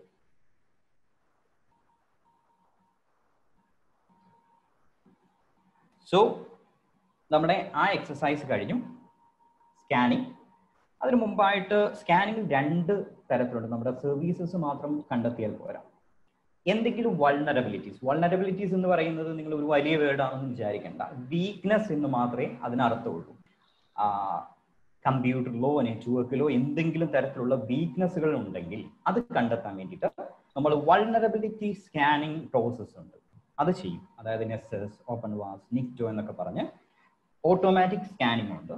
അതുകൂടാതെ തന്നെ മാനുവൽ ആയിട്ട് ഒരു IT പ്രൊഫഷണൽ, സെക്യൂരിറ്റി പ്രൊഫഷണൽസ് അവരുടെ സ്കിൽ വെച്ച് സ്കാൻ ചെയ്യുന്ന നോക്കുന്ന മെത്തേഡുകളുണ്ട്. ഫോർ എക്സാമ്പിൾ, ബ്ലൂ കീപ്പ് എന്ന് പറയുന്ന ഒരു വൾനറബിലിറ്റി ഉണ്ട്, അല്ലെങ്കിൽ വീക്ക്നെസ് ഉണ്ട്. 2019 ഇറങ്ങിയാണ്. നമ്മുടെ RDPA റിലേറ്റഡ് ആയിട്ടുള്ള ഒരു വൾനറബിലിറ്റിയാണ്. 2019 മെയ് 14 ഈ വൾനറബിലിറ്റിക്കുള്ള, ഈ വീക്ക്നെസ്സിനുള്ള പാച്ച് അല്ലെങ്കിൽ update, Microsoft security update Microsoft ഇറക്കി. പക്ഷേ 2019 മുതൽ മെയ് മാസം മുതൽ ആരും ഇത് അപ്ഡേറ്റ് ചെയ്തില്ല എന്നുണ്ടെങ്കിൽ നിങ്ങളുടെ കമ്പ്യൂട്ടർ ഇപ്പോൾ RDP എനേബിൾ ആണെങ്കിൽ, സെർവർ RDP എനേബിൾ ആണെങ്കിൽ ഇപ്പോഴും നിങ്ങളുടെ കമ്പ്യൂട്ടറിനെ ഈ ബ്ലൂ കീപ്പ് വൾനറബിലിറ്റി വെച്ച് നമുക്ക് ആക്സസ് ചെയ്യാൻ പറ്റും, ഹാക്ക് ചെയ്യാൻ പറ്റും. സോ അപ്ഡേറ്റ്സ് വളരെ ഇമ്പോർട്ടൻ്റ് ആയിട്ടുള്ള കാര്യമാണ്. സോ അങ്ങനെയാണ് വൾനറബിലിറ്റീസ് കണ്ടെത്തുന്നത്. ഇത്തരം ടൂൾസ് ഒക്കെ വെച്ചിട്ടാണ്. കുറച്ചുകൂടെ വലിയ പ്രോസസ്സാണ്. നമുക്കൊരു ഒരു മണിക്കൂർ സെഷനകത്ത് അത് കംപ്ലീറ്റ് ആയിട്ട് കാണിച്ചു തരാനുള്ള ഒരു ഇതില്ല. അപ്പൊ നമുക്ക് അടുത്ത ഇതിലേക്ക് പോകാം. ഇവിടെയാണ് ശരിക്കും ഹാക്കിംഗ് പ്രോസസ് സ്റ്റാർട്ട് ചെയ്യുന്നത്. ആദ്യത്തെ ഫേസിൽ ഇൻഫർമേഷൻസ് സ്കാൻ ചെയ്തു. രണ്ടാമത്തെ ഫേസിൽ കുറച്ചുകൂടെ ഡീറ്റെയിൽ ആയിട്ട് ഇൻഫർമേഷൻസ് നമ്മളെടുത്തു. സ്കാൻ ചെയ്തിട്ട് എന്തൊക്കെ പോർട്ടുകളാണോ ഓപ്പൺ ആണോ ക്ലോസ്ഡ് ആണോ, എന്തൊക്കെ സർവീസസ് ആണ് വർക്ക് ചെയ്യുന്നത്, വൾനറബിലിറ്റീസ് വല്ലതും ഉണ്ടോ എന്ന് മനസ്സിലാക്കി കഴിഞ്ഞാൽ അടുത്തത് റിയൽ ഹാക്കിംഗ് പ്രോസസ്സാണ്. ഓരോ ഡിവൈസിലേക്കും ആക്സസ് ഗെയിൻ ചെയ്യുന്നതിന് അതിനകത്തുള്ള എന്തെങ്കിലും കൈൻഡ് ഓഫ് പ്രോബ്ലംസോ വൾനറബിലിറ്റീസോ ഒക്കെ യൂസ് ചെയ്തുകൊണ്ടായിരിക്കും. അത് ചിലപ്പോൾ സോഫ്റ്റ്വെയർ ബേസ്ഡ് ആയിരിക്കും, ഡ്രൈവേഴ്സിന്റെ പ്രോബ്ലംസ് ഉണ്ടായിരിക്കും, OSന്റെ അപ്ഡേറ്റ്സിന്റെ പാച്ചസിന്റെ ഒക്കെ പ്രോബ്ലംസ് ഉണ്ടായിരിക്കും, അതല്ലെങ്കിൽ മിസ് കോൺഫിഗറേഷൻസ് ഒക്കെ വരാൻ സാധ്യതയുണ്ട്. അതുപോലുള്ള കാര്യങ്ങളാണ് ഒരു ഹാക്കർ ടെക്നിക്കലായിട്ട് നോക്കിയിട്ട് ഒരു സിസ്റ്റം കോംപ്രമൈസ് ചെയ്യാൻ വേണ്ടിയിട്ട് ശ്രമിക്കും. അടുത്ത വഴി എന്ന് പറയുന്നത് സോഷ്യൽ എഞ്ചിനീയറിംഗ് ടെക്നിക്സ് ആണ്. നമ്മുടെ IT മാനേജറൊക്കെ വിളിച്ച് നിങ്ങളോട് ഇന്ന സ്ഥലത്ത് നിന്ന് മൈക്രോസോഫ്റ്റ് നിന്നാണ് വിളിക്കുന്നത്, അല്ലെങ്കിൽ അതുപോലുള്ള കാര്യങ്ങൾ പറഞ്ഞ് പറ്റിച്ച് അവരുടെ കയ്യിൽ നിന്നും യൂസർ നെയിം പാസ്വേഡും കളക്ട് ചെയ്യുന്ന മെത്തേഡ്, അല്ലെങ്കിൽ വിഷിംഗ് അതുപോലുള്ള സോഷ്യൽ എഞ്ചിനീയറിംഗ് ടെക്നിക്സ് ആണ് യൂസ് ചെയ്യുന്നത്. നമ്മൾ അതിനെക്കുറിച്ചൊന്നും ഡിസ്കസ് ചെയ്യുന്നില്ലാത്തതുകൊണ്ട് തന്നെ ഓൺലി ടെക്നിക്കൽ തിങ്സ് നമുക്ക് നോക്കാം. നമുക്ക് ഇതിന്റെ എക്സസൈസിലേക്ക് പോവാം. ഗെയിനിങ് ആക്സസിന്റെ എക്സസൈസ്. ഞാൻ വളരെ ബേസിക് ആയിട്ടുള്ള കാര്യങ്ങൾ സ്കിപ്പ് ചെയ്തിട്ട് കുറച്ചുകൂടെ അഡ്വാൻസ്ഡ് ആയിട്ടുള്ള കാര്യങ്ങളിലേക്ക് മാത്രമാണ് പോകുന്നത്.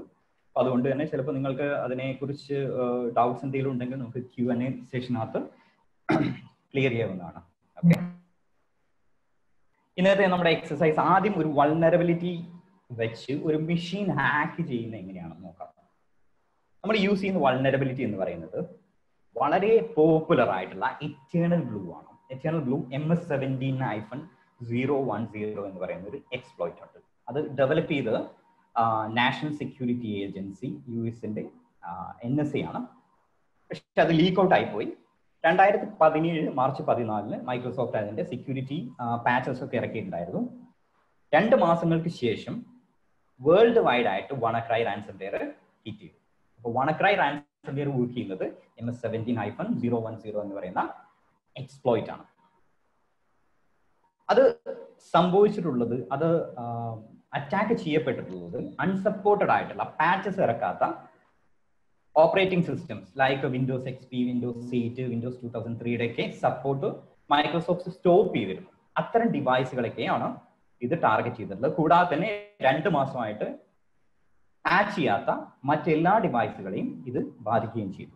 SMB വേർഷൻ 1 ആണ് നമ്മൾ ഇത് ഹാക്കിംഗ് യൂസ് ചെയ്യുന്ന പ്രോട്ടോകോൾ എന്ന് പറയുന്നത്. ഒരുപാട് വേരിയൻസ് വന്നു. WannaCry, NotPetya, Bad Rabbit എന്നൊക്കെ പറയുന്ന ഒരുപാട് റാൻസംവെയറുകളുടെ വേരിയൻസ് വന്നു. അതെല്ലാം കൂടെ 65 കൺട്രീസിൽ ഏകദേശം 1 ബില്യന്റെ മോളിൽ വർത്ത് ഡാമേജ് ആണ് ഉണ്ടാക്കിയിട്ടുള്ളതെന്നാണ് റിപ്പോർട്ട് വന്നത്. അത്രയും മാസീവ് ആയിട്ടുള്ള ഒരു അറ്റാക്ക് ആയിരുന്നു WannaCry അല്ലെങ്കിൽ NotPetya, മറ്റ് MS-17 യൂസ് ചെയ്തിട്ടുള്ള എറ്റേണൽ ബ്ലൂ യൂസ് ചെയ്തിട്ടുള്ള അറ്റാക്ക്. എറ്റേണൽ ബ്ലൂ മാത്രമല്ല, eternal champion, eternal romance same protocol തന്നെ യൂസ് ചെയ്തിട്ട് കുറെ എക്സ്പ്ലോയിറ്റ്സ് ഉണ്ട്. അതിന്റെ നേച്ചർ ചെറിയ വ്യത്യാസം ഉണ്ട് എന്നുള്ളൂ. നമ്മൾ അതേ എക്സ്പ്ലോയിറ്റ് യൂസ് ചെയ്തുകൊണ്ട് നമുക്ക് ഒരു മെഷീൻ വിത്ത് വൾനറബിലിറ്റി, സോ ഞാൻ യൂസ് ചെയ്യുന്ന ഒരു പഴയ മെഷീനാണ്, നമുക്ക് അതിലേക്ക് പോവാം.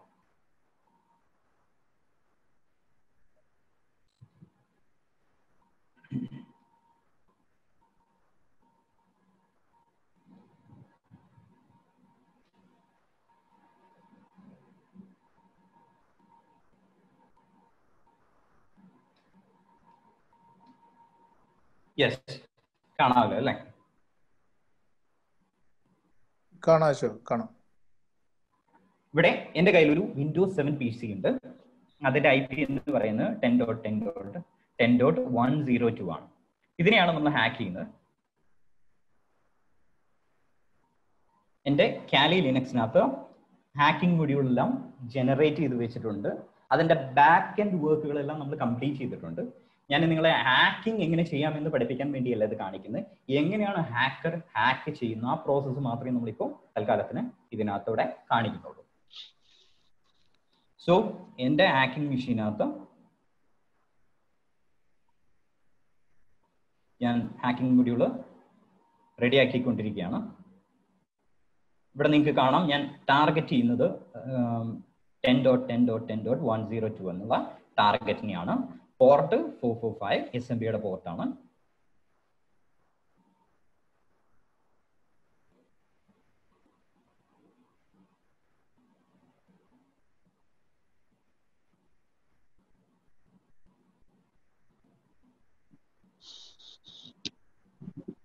സോ നമ്മളെ എക്സ്പ്ലോയിറ്റ് സ്റ്റാർട്ട് ചെയ്യാൻ പോവാണ്. ഇവിടെ എക്സ്പ്ലോയിറ്റ് ഒന്ന് അടിച്ചു കഴിഞ്ഞാൽ നമ്മുടെ ഹാക്കിംഗ് പ്രോസസ്സ് സ്റ്റാർട്ട് ചെയ്യും. ആ വിൻഡോസിനകത്ത് ആ പ്രോബ്ലം ഉണ്ടെങ്കിൽ എറ്റേണൽ ബ്ലൂവിന്റെ പാച്ച് വന്നിട്ടില്ലെങ്കിൽ മറ്റൊന്നും വേണ്ട, ലിങ്കിൽ ക്ലിക്ക് ചെയ്യുകയോ മറ്റൊന്നും വേണ്ട, സെയിം നെറ്റ്വർക്കിലായാൽ മാത്രം മതി ഹാക്കർക്ക് ഹാക്ക് ചെയ്തെടുക്കാൻ പറ്റും. കണ്ടല്ലോ, ഇവിടെ വിൻ എന്ന് പറയുന്നത് ഹാക്കിംഗ് സക്സസ്ഫുള്ളി കംപ്ലീറ്റഡ് ആയി എന്നുള്ളതിന്റെ തെളിവാണ്. നമുക്ക് നോക്കാം.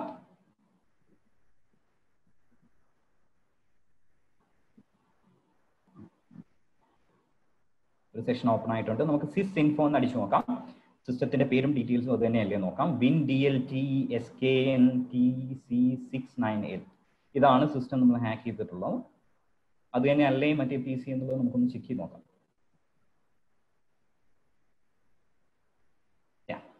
കണ്ടല്ലോ. ഇനി നമ്മളത് ഹാക്ക് ചെയ്ത് കഴിഞ്ഞു. ഇനി നമുക്ക് എന്ത് വേണമെങ്കിലും ആ PCക്കകത്ത് ചെയ്യാം.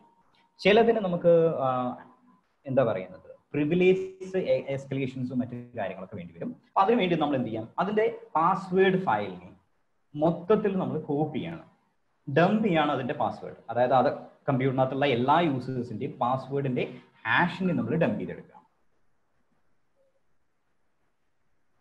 അതിന് മുമ്പായിട്ട് നമുക്ക് ആ ഡെസ്ക്ടോപ്പിനകത്തുള്ള എന്തെങ്കിലും ഒരു സാധനം ആക്സസ് ചെയ്യാൻ പറ്റുമില്ല എന്നുള്ളത് നമുക്ക് നോക്കാം. സോ PWD എന്ന് അടിച്ചു കഴിഞ്ഞാൽ അത് എവിടെയാണ് നിൽക്കുന്നത് എന്നുള്ളത് നമുക്ക് നോക്കാം. ഇവിടെ കണ്ടല്ലോ ക്രെഡിറ്റ് കാർഡ് .txt എന്ന് പറയുന്നത്. ആ ഫയൽ നമുക്ക് റിമോട്ട്ലി ഇവിടെ ഒന്ന് ആക്സസ് ചെയ്യാൻ പറ്റുമില്ല എന്നുള്ളത് ഹാക്കർ മെഷീനകത്ത് നമുക്കൊന്ന് ചെക്ക് ചെയ്ത് നോക്കാം. ക്രെഡിറ്റ് കാർഡ് ഡെസ്ക്ടോപ്പിൽ കിടക്കുന്ന ഒരു സാധനം നമുക്ക് ഹാക്കർക്ക് വൺസ് കണക്ഷൻ ചെയ്ത് കഴിഞ്ഞാൽ ഇവിടെ നിന്ന് ആക്സസ് ചെയ്യാൻ പറ്റും.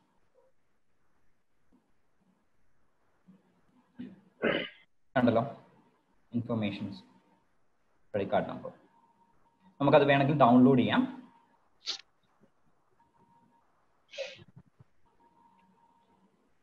സോ ഇത്ര പെട്ടെന്ന് നമ്മൾ ആ ഒരു ഫയലിനെ, നമ്മുടെ വളരെ ഇമ്പോർട്ടൻ്റ് ആയിട്ടുള്ള നമ്മുടെ സിസ്റ്റത്തിന്റെ ഡെസ്ക്ടോപ്പിനകത്ത് സേവ് ചെയ്തിട്ടുള്ള ഫയലിനെ ഒരു ഹാക്കർ ഹാക്ക് ചെയ്ത് ആള് കോപ്പി ചെയ്ത് കഴിഞ്ഞു. കണ്ടല്ലോ. സോ ഇത്ര സിമ്പിൾ ആണ് നമുക്കിത് ക്രാക്ക് ചെയ്യാൻ, ഒരു വൾനറബിൾ ആയിട്ടുള്ള സിസ്റ്റത്തെ ക്രാക്ക് ചെയ്യാം. ഇനി നമുക്ക് ഹാഷ് ഡംപ് ഒന്ന് ട്രൈ ചെയ്ത് നോക്കാം. എന്നിട്ട് അതിനകത്തുള്ള എല്ലാ പാസ്വേഡുകളുടെയും ഹാഷ് രൂപത്തിലാവും, അതായത് എൻക്രിപ്റ്റഡ് രൂപത്തിലായിരിക്കും പാസ്വേഡുകൾ. അതിന് പിന്നീട് നമ്മൾ നമ്മുടെ ഹാക്കിംഗ് കണ്ടല്ലോ, അഡ്മിനിസ്ട്രേറ്റീവ് അതിൻ്റെ ഹാഷ് അതുപോലുള്ള കാര്യങ്ങളൊക്കെ അതിനകത്തുണ്ട്. നമ്മൾ അതിനെ കോപ്പി ചെയ്തെടുത്ത് ഒരു ഫയലിലേക്ക് മാറ്റി വയ്ക്കാം. നമുക്ക് ഫ്യൂച്ചറിൽ വേണമെങ്കിൽ അത് ക്രാക്കിംഗ് പ്രോസസ്സ് ഉണ്ടെങ്കിൽ അത് ചെയ്യാൻ വേണ്ടിയിട്ട്.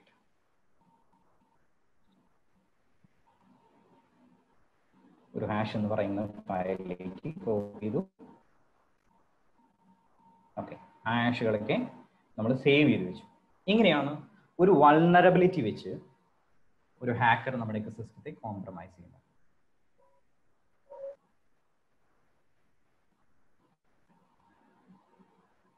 ഞാൻ വളരെ ഫാസ്റ്റ് ആയിട്ടല്ലല്ലോ പോകുന്നല്ലേ, എല്ലാവർക്കും മനസ്സിലാവുന്നുണ്ടല്ലോ.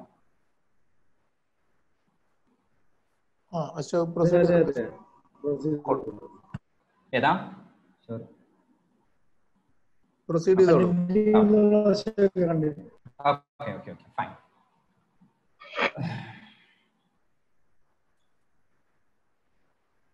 അപ്പോൾ നമ്മളിപ്പോൾ നോക്കിയത് ഹാക്കിംഗ് മെഷീൻ വിത്ത് വൾനറബിലിറ്റി ആണ്. അടുത്തത് പാസ്വേഡ് ക്രാക്കിംഗ് ആണ്. പാസ്വേഡ് ക്രാക്കിംഗ് രണ്ട് രീതിയിലുണ്ട്. ഒന്ന് ഓഫ്ലൈൻ അറ്റാക്കും, അടുത്തത് ഓൺലൈൻ അറ്റാക്കുമാണ്. കഴിഞ്ഞ നമ്മുടെ എക്സസൈസിൽ നമ്മൾ കണ്ടു പാസ്വേഡിന്റെ ഫയലിനെ കോപ്പി ചെയ്തെടുക്കുന്നത്, അല്ലെങ്കിൽ ഹാഷിനെ കോപ്പി ചെയ്തെടുക്കുന്നത്. ആ കോപ്പി ചെയ്തിട്ട് ഹാക്കറുടെ മെഷീനകത്തിട്ട് അതിനെ ക്രാക്ക് ചെയ്യുന്ന പ്രോസസ്സിനെയാണ്. അതായത് ഡയറക്റ്റ് ആയിട്ട് ക്രാക്ക് ചെയ്യല്ല, പകരം ആൾ അതിന്റെ ഹാഷ് ഡംപുകൾ അല്ലെങ്കിൽ വൈഫൈയുടെ ഹാഷ് ഡംപുകളൊക്കെ കോപ്പി ചെയ്തെടുത്ത് ആളത് കൊണ്ടുപോയി ആളുടെ ഹാക്കിംഗ് മെഷീനകത്തിട്ട് ക്രാക്ക് ചെയ്യുന്ന പ്രോസസ്സിനെയാണ് ഓഫ്ലൈൻ അറ്റാക്ക് എന്ന് പറയുന്നത്. ഓൺലൈൻ അറ്റാക്ക് എന്താണെന്ന് വെച്ച് കഴിഞ്ഞാൽ ഡയറക്റ്റ് ആയിട്ട് ഒരു വെബ്സൈറ്റിനകത്ത്, ഫോർ എക്സാമ്പിൾ ജിമെയിൽ ആണെന്ന് വിചാരിക്കാം, ആളുടെ അക്കൗണ്ട് അല്ലെങ്കിൽ ഒരു വൈഫൈ ആണെന്ന് വിചാരിക്കാം, ബ്രൂട്ട് ഫോഴ്സിങ്ങോ മറ്റെന്തെങ്കിലും പാസ്വേഡ് ക്രാക്കിംഗ് മെത്തേഡ് യൂസ് ചെയ്ത് ഡയറക്റ്റ് ആയിട്ട് അറ്റാക്ക് ചെയ്യുന്നതിനെയാണ് ഓൺലൈൻ അറ്റാക്ക് എന്ന് പറയുന്നത്.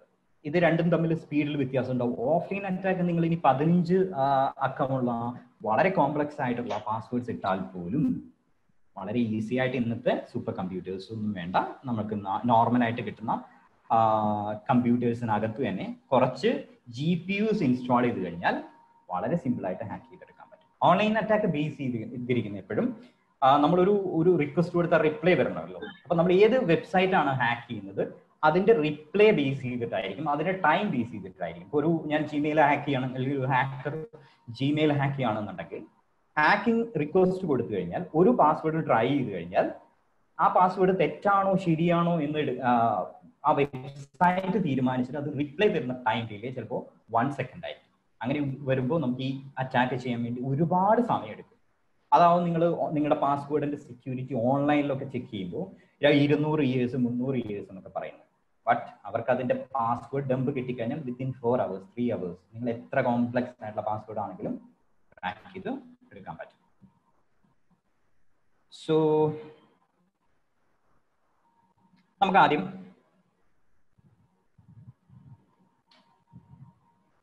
ഒരു എക്സസൈസിലേക്ക് പോവാം. Password cracking exercise. ഈ 2 എക്സസൈസും നമ്മൾ ചെയ്യുന്നുണ്ട്. ഓഫ്ലൈൻ അറ്റാക്കും ഓൺലൈൻ അറ്റാക്കും 2 എക്സസൈസസും നമ്മൾ ചെയ്യുന്നുണ്ട്. അപ്പൊ ആദ്യം നമുക്ക് ഒരു ഓഫ്ലൈൻ അറ്റാക്ക് എങ്ങനെയാണ് നടക്കുന്നതെന്ന് നോക്കാം.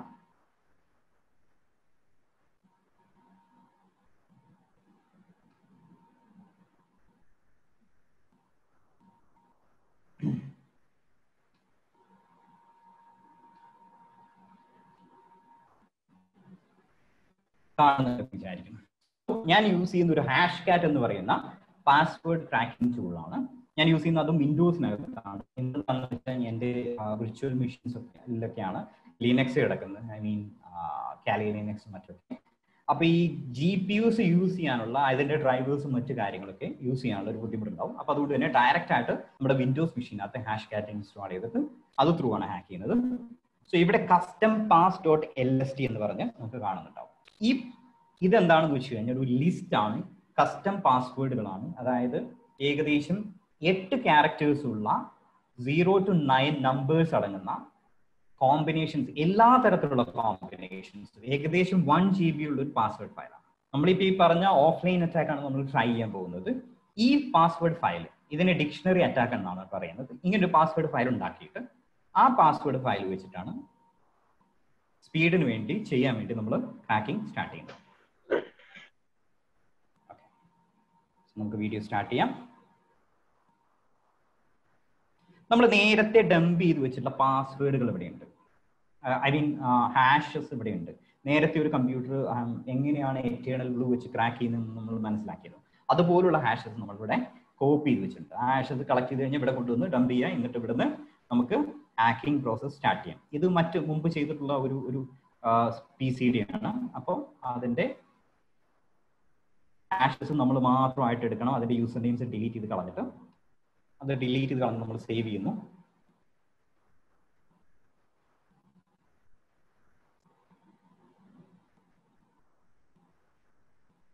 നമുക്കൊരു കമാൻഡ് പ്രോംപ്റ്റ് എടുക്കാം. എന്നിട്ട് ഹാഷ് കാറ്റിന്റെ ഡയറക്ടറിയിലേക്ക് റീഡയറക്ട് ചെയ്യാം. ഇനി നമുക്ക് കമാൻഡുകൾ അടിച്ചു കൊടുക്കണം ട്രാക്ക് ചെയ്യാനുള്ള. സോ ഹാഷ് കാറ്റ് 64.exe -m1000 എന്ന് പറയുന്ന ഫോർമാറ്റ് ആണ്. അതായത് നമ്മുടെ വിൻഡോസിന്റെ എൻക്രിപ്ഷൻ മെത്തേഡാണ് NTLM. അത് M1000 ആണ്. A0 എന്ന് പറയുന്നത് ഒരു എന്താണ്, ഡയറക്റ്റ് അറ്റാക്ക് ആണോ, അതല്ലെങ്കിൽ ഈ പാസ്വേഡുകളൊക്കെ മിക്സഡ് ആയിട്ടാണോ ട്രൈ ചെയ്യേണ്ടത്, എങ്ങനെയാണ് ഈ പാസ്വേഡുകൾ ട്രൈ ചെയ്യേണ്ടത്, ഈ കസ്റ്റം പാസ് ലിസ്റ്റിനകത്തുള്ള പാസ്വേഡ്സ് ട്രൈ ചെയ്യേണ്ടത് എന്നുള്ളതിന്റെ ഇതാണ്. പിന്നെ -o എന്ന് പറയുന്നത് ഔട്ട്പുട്ട് ഫയലാണ്. നമ്മൾ ക്രാക്ക് ചെയ്താൽ മാത്രം പോരാ, അതിന്റെ പാസ്വേഡ് ഒരു ഔട്ട്പുട്ട് ഫയലിലേക്ക് സേവ് ചെയ്യാൻ കൂടെ വേണം. അപ്പൊ അതിനുള്ള ഓപ്ഷനാണ് നമ്മളിവിടെ winpass.txt കൊടുത്തുള്ളത്. ഇനി ഹാഷസ് എവിടെയാണ് കിടക്കുന്നത്, നമ്മൾ നേരത്തെ ക്രാക്ക് ചെയ്തെടുത്തിട്ടുള്ള ഹാഷ് ഡംപുകൾ അതിന്റെ ലൊക്കേഷൻ കാണിച്ചു കൊടുക്കണം. hash.txt. ഇനി പാസ്വേഡ് ഫയൽ custom pass.lst. നമുക്ക് എത്ര സമയം എടുക്കും എന്ന് നോക്കാം. എന്നിട്ട് ആ പാസ്വേഡിന് ഇവിടെ ഒന്ന് നോക്കാം. അത്തരത്തിലുള്ള പാസ്വേഡുകൾ നമുക്ക് ക്രാക്ക് ചെയ്യാൻ വേണ്ടി എത്ര സമയം എടുക്കും എന്നുള്ളത് നമുക്ക് നോക്കാം. എൻ്റർ ചെയ്യാം. സോ ട്രാക്കിംഗ് സ്റ്റാർട്ട് ചെയ്തിട്ടുണ്ട്.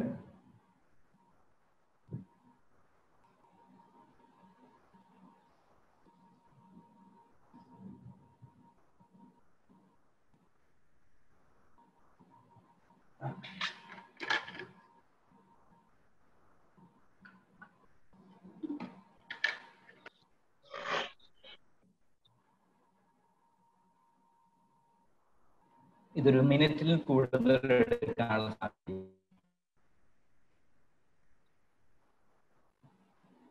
സോ ക്രാക്കിംഗ് സ്റ്റാർട്ട് ചെയ്തു.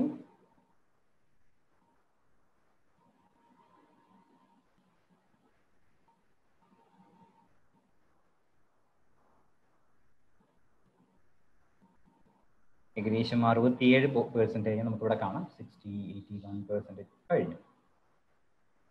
ഇത്രയേ ഉള്ളൂ. ഒരു പാസ്വേഡ് ഡംപ് ചെയ്തിട്ടുള്ള പാസ്വേഡ് ക്രാക്ക് ചെയ്യാൻ വേണ്ടി നമുക്ക് വരുന്ന സമയം 8 ക്യാരക്ടേഴ്സ് ആണെങ്കിൽ, അതിൽ കൂടുതലാണെങ്കിൽ കണ്ടല്ലോ. ഇപ്പോൾ ഇതിനകത്ത് നിങ്ങൾക്ക് കാണാൻ പറ്റും 1 2 3 4 5 6 ഉണ്ട്. 1 4 7 8 9 5 6 2. അത് വളരെ കോംപ്ലക്സ് ആയ നമുക്ക് തോന്നുന്ന ഒരു പാസ്വേഡാണ്. പക്ഷേ ഇങ്ങനെ ഒരു ക്രാക്കിംഗ് മെഷീൻ നമ്മുടെ കയ്യിലുണ്ടെങ്കിൽ വളരെ ഈസി ആയിട്ട് ക്രാക്ക് ചെയ്തെടുക്കാൻ പറ്റും. 6 5 7 8 9 5 6 7 അതുപോലുള്ള പാസ്വേഡുകളൊക്കെയാണ് നമ്മൾ വളരെ പെട്ടെന്ന് ക്രാക്ക് ചെയ്ത് എടുക്കാൻ പറ്റുന്നത്. സോ നമുക്ക് നമ്മുടെ ഷെയറിംഗ് ഒന്ന് സ്റ്റോപ്പ് ചെയ്യാം.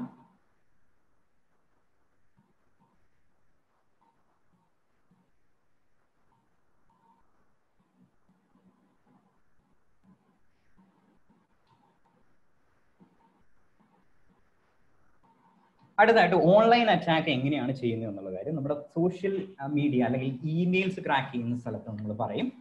ആ രണ്ടും ഏകദേശം ഒരേ ഹാക്കിംഗ് തന്നെയാണ്. അപ്പം അത് ആ സമയത്ത് നമ്മൾ ഡിസ്കസ് ചെയ്യും. നമുക്ക് അടുത്ത പാർട്ടിലേക്ക് പോവാം. എക്സസൈസ് നമ്പർ 3 ആണ് മാക് ചേഞ്ചർ.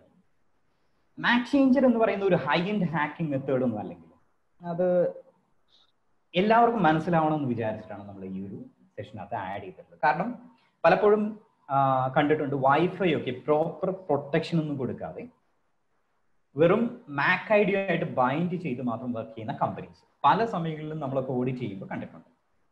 സോ അങ്ങനെയുള്ള ആളുകൾ മനസ്സിലാക്കാൻ വേണ്ടിയിട്ടാണ് എത്ര ഈസി ആയിട്ടാണ് ഒരു ഡിവൈസിന്റെ മാക് ഐ ഡി ചേഞ്ച് ചെയ്യാൻ എന്ന് കാണിക്കാൻ വേണ്ടിയിട്ടാണ് നമ്മളിത് ചെയ്യുന്നത്. അപ്പൊ നമുക്ക് നമ്മുടെ വീഡിയോയിലേക്ക് പോകാം.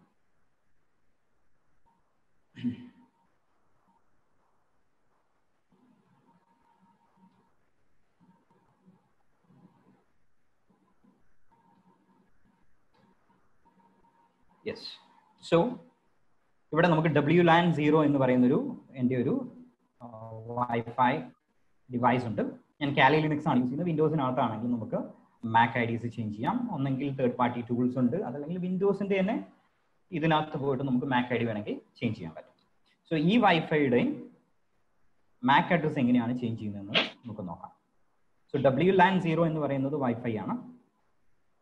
ആദ്യം നമ്മൾ അതിനെ വൈഫൈ ഒന്ന് ഡൗൺ ചെയ്യണം, അതായത് ഡിസേബിൾ ചെയ്യണം. എന്നാൽ മാത്രമേ അത് മാക് ഐ ഡി ചേഞ്ച് ചെയ്യാൻ പറ്റുള്ളൂ. അതിനുള്ള കമാൻഡാണ് അടിച്ചത് sudo if config WLAN 0 down. ഇനി നമ്മൾ ഒന്ന് സെർച്ച് ചെയ്ത് നോക്കാം. ഇപ്പൊ ഇതിനകത്ത് WLAN 0 കാണുന്നില്ല. അതിന് കാരണം അവിടെ ഡൗൺ ചെയ്തിരിക്കുകയാണ്, അതുകൊണ്ടാണ്.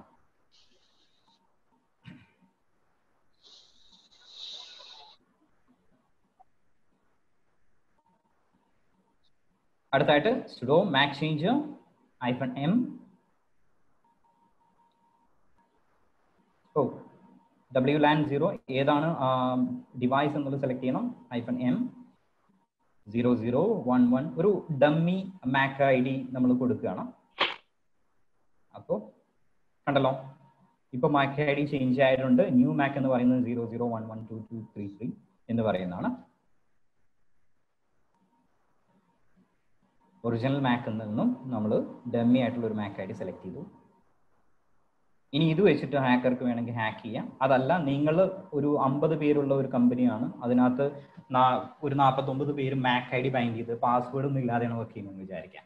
ഒരു ഹാക്കർക്ക് നിങ്ങളുടെ ഇടയിൽ വന്നിരുന്നുകൊണ്ട് ആ 50 ഐ ഡിസും ഏത് വൈഫൈയിലേക്കാണ് കണക്ട് ചെയ്യുന്നത് നോക്കിയിട്ട് ആ 50 ഐ ഡിസിൽ ഏതെങ്കിലും ഒരു ഐ ഡിയെ കോപ്പി ചെയ്തെടുത്ത് ഇവിടെ യൂസ് ചെയ്യാവുന്നതാണ്. നമുക്ക് WLAN 0 ഒന്ന് അപ്പ് ചെയ്യാം.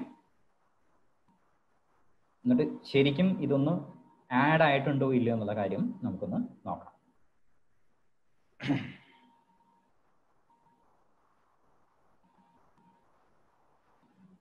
കണ്ടല്ലോ, ഇവിടെ WLAN 0 അതിന്റെ മാക് ഐ ഡി 0011223345 ഈ രീതിയിലേക്ക് മാറിയിട്ടുണ്ട്. ഇത്ര സിമ്പിൾ ആണ് ഒരാൾക്ക് ഒരു ഡിവൈസിന്റെ മാക് ഐ ഡി ചേഞ്ച് ചെയ്യാൻ വേണ്ടി ലിനക്സിനകത്ത്. വിൻഡോസിനകത്താണെങ്കിൽ മറ്റ് നോർമൽ മെത്തേഡുകളൊക്കെ വളരെ ഈസി ആയിട്ട് നമുക്ക് ചെയ്യാവുന്ന മെത്തേഡുകളൊക്കെ ഉണ്ട്. സോ വൈഫൈ നമ്മൾ എപ്പോഴും ഹൈ ലെവൽ സെക്യൂരിറ്റി കൊടുക്കുന്നതിന് വേണം, എപ്പോഴും സെക്യൂർഡ് ആക്കാൻ വേണ്ടിയിട്ട്. സോ നമ്മുടെ മാക് ചേഞ്ചറിൻ്റെ എക്സസൈസ് കഴിഞ്ഞു. അടുത്തായിട്ട് exercise number 4, hacking Android over an application. ഒരു ഹാക്കർ ലെജിറ്റിമേറ്റ് ആയിട്ടുള്ള ഒരു ആപ്ലിക്കേഷൻ്റെ അകത്ത് കുറച്ച് കോഡുകൾ ഇൻജെക്ട് ചെയ്യാമെന്ന് വിചാരിക്കും. അങ്ങനെ കുറച്ച് കോഡുകൾ ഇൻജെക്ട് ചെയ്ത് അത് മറ്റാർക്കെങ്കിലും അയച്ചു കൊടുത്തു കഴിഞ്ഞാൽ ആളത് ഇൻസ്റ്റാൾ ചെയ്യുകയാണെങ്കിൽ ആ ആപ്ലിക്കേഷൻ വർക്ക് ചെയ്യുന്നതോട് കൂടെ തന്നെ ഒരു ഹാക്കിംഗ് പ്രോസസ്സും അല്ലെങ്കിൽ ഹാക്കറുടെ മെഷീനിലേക്ക് ഒരു റിവേഴ്സ് കണക്ഷനും വർക്ക് ചെയ്തുകൊണ്ടിരിക്കും. സോ അതിന് വേണ്ടിയിട്ട് ഈ ഒരു ടെസ്റ്റിന് വേണ്ടിയിട്ട് ഞാൻ എൻ്റെ മൊബൈലിൽ നിന്നും വാട്സപ്പ് ആപ്ലിക്കേഷൻ ഡൗൺലോഡ് ചെയ്തെടുത്തു. എന്നിട്ട് അതിനകത്തേക്ക് കുറച്ച് കോഡ്സ് ഇൻജെക്ട് ചെയ്തിട്ടുണ്ട്. ഇനി അത് ആർക്കെങ്കിലും അയച്ചു കൊടുത്ത് അവർക്കത് കിട്ടുകയാണെങ്കിൽ അവരത് ഇൻസ്റ്റാൾ ചെയ്താൽ വാട്സപ്പ് വർക്ക് ചെയ്യുന്നതോട് കൂടെ തന്നെ ഹിഡൻ ആയിട്ട് ഒരു റിവേഴ്സ് കണക്ഷൻ എൻ്റെ ഹാക്കിംഗ് മെഷീനകത്തേക്ക് കിട്ടും. അത് വെച്ചിട്ട് എനിക്ക് എന്ത് വേണമെങ്കിലും ചെയ്യാം. അപ്പൊ നിങ്ങൾ കരുതുന്നുണ്ടാവും അപ്പൊ മറ്റൊരു പ്രോസസ്സായിട്ട് അവിടെ കാണുകയില്ലേ? ഇല്ല, ഒരിക്കലും. ഇതിന്റെ ഹോസ്റ്റ് എന്ന് പറയുന്നത് ഈ പറഞ്ഞ വാട്സപ്പ് ആപ്ലിക്കേഷൻ തന്നെയാണ്. എപ്പോഴൊക്കെ വാട്സപ്പ് വർക്ക് ചെയ്യുന്നു അപ്പോഴൊക്കെ ഈ ഹാക്കിംഗ് പ്രോസസ്സും വർക്ക് ചെയ്യും. സെപ്പറേറ്റ് ആയിട്ട് നമുക്ക് കാണാനും പറ്റില്ല എന്നുള്ളതാണ് ഇത്തരത്തിലുള്ള ഹാക്കിങ്ങിന്റെ പ്രത്യേകത എന്ന് പറയുന്നത്. സോ നമുക്ക് അതിലേക്ക് പോവാം.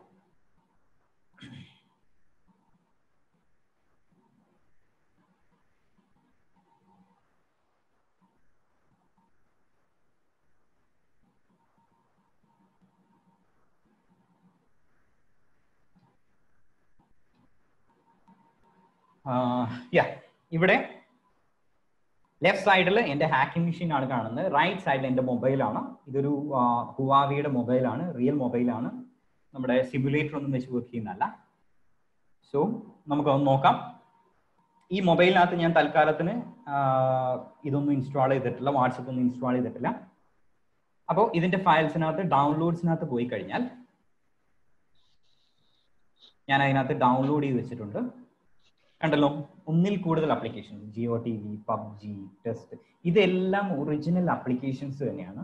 പക്ഷെ അതിനകത്ത് ഞാൻ കുറച്ച് കോഡുകൾ ഇൻജെക്ട് ചെയ്ത് വെച്ചിട്ടുണ്ടെന്ന് മാത്രം. ഈ സാധനം ചിലപ്പോൾ ഞാൻ പല ആളുകൾക്കും അയച്ചു കൊടുക്കും, പുതിയ അപ്ഡേറ്റ് ആണെന്ന് വെച്ച് അയച്ചു കൊടുക്കും. അതല്ലെങ്കിൽ ഹാക്കേഴ്സ് എന്ത് ചെയ്യും, ഇന്റർനെറ്റിൽ പോസ്റ്റ് ചെയ്തിട്ടുള്ള പുതിയ വീഡിയോ എന്താണ് ഒരു സംവിധാനം വന്നിട്ടുണ്ടെന്നോ, അതല്ലെങ്കിൽ പുതിയൊരു ഫീച്ചർ വന്നിട്ടുണ്ടോന്നോ മറ്റെന്തെങ്കിലും കാര്യങ്ങൾ പറഞ്ഞ് ആളുകൾക്ക് അയച്ചു കൊടുക്കും. അവരത് ഇൻസ്റ്റാൾ ചെയ്യുകയാണെങ്കിൽ എന്ത് സംഭവിക്കും നമുക്ക് നോക്കാം. അപ്പൊ നമുക്ക് വാട്സപ്പ് ആപ്ലിക്കേഷൻ ഒന്ന് ഇൻസ്റ്റാൾ ചെയ്യാൻ നോക്കാം. ഇൻസ്റ്റാൾ ചെയ്തുകൊണ്ടിരിക്കുകയാണ്.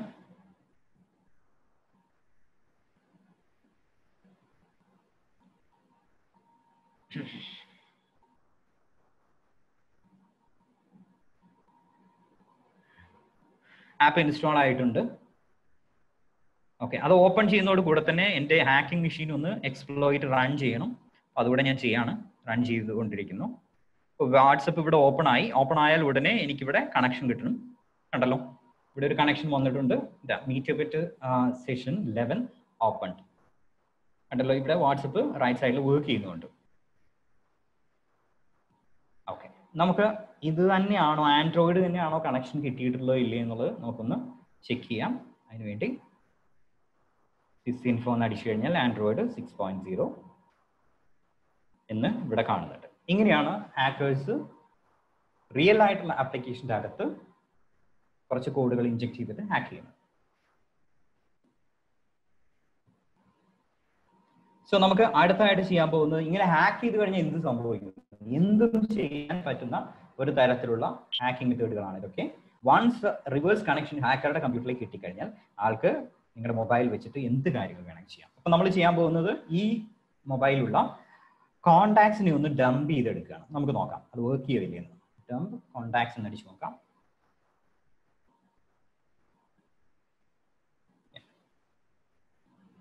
ഡംപ് ചെയ്തിട്ടുണ്ട്, സേവ് ചെയ്തിട്ടുണ്ട്. ഏകദേശം 92 കോണ്ടാക്ട്സ് ഉണ്ട്. ഇത് ഞാൻ മുമ്പ് യൂസ് ചെയ്തിരുന്ന ഒരു ഫോണാണ്. അതിനകത്ത് ഒരുപാട് കോണ്ടാക്ട്സ് സേവ് ചെയ്ത് വെച്ചിട്ടുണ്ട്. കണ്ടല്ലോ,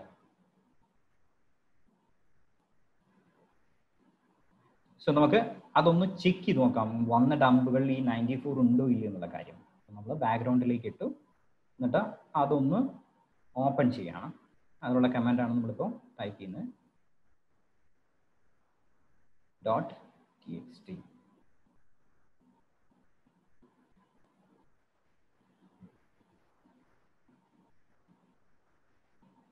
കണ്ടല്ലോ, ഇതിന്റെ റിയൽ കോണ്ടാക്ട്സ് ആയതുകൊണ്ടാണ് ഞാനത് മാസ്ക് ചെയ്തിരിക്കുന്നത്. ഓക്കെ, സോ ഇങ്ങനെയാണ് നമ്മുടെ റിയൽ ആയിട്ടുള്ള ഒരു ആപ്ലിക്കേഷൻ വഴി ഹാക്കേഴ്സ് നമ്മളെ ഹാക്ക് ചെയ്യും.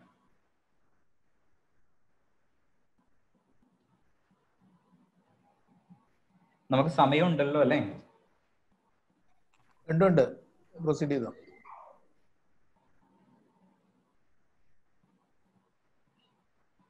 സോ നമ്മൾ hacking Android over an application എന്നുള്ള പ്രോസസ്സ് നോക്കി.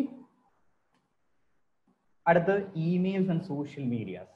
നമ്മൾ ഇമെയിൽ IDs സോഷ്യൽ മീഡിയാസ് ഒക്കെ ഹാക്ക് ചെയ്യുന്നത് ഒരുപാട് മെത്തേഡുകളുണ്ട്. നമ്മൾ ഇന്ന് യൂസ് ചെയ്യുന്നത് ഒരു ബ്രൂട്ട് ഫോഴ്സിങ് അല്ലെങ്കിൽ ഡിക്ഷണറി അറ്റാക്ക് ഒക്കെയാണ്. ഡയറക്റ്റ് ആയിട്ട് ഒരു ഓൺലൈൻ അറ്റാക്കാണ് ചെയ്യുന്നത്.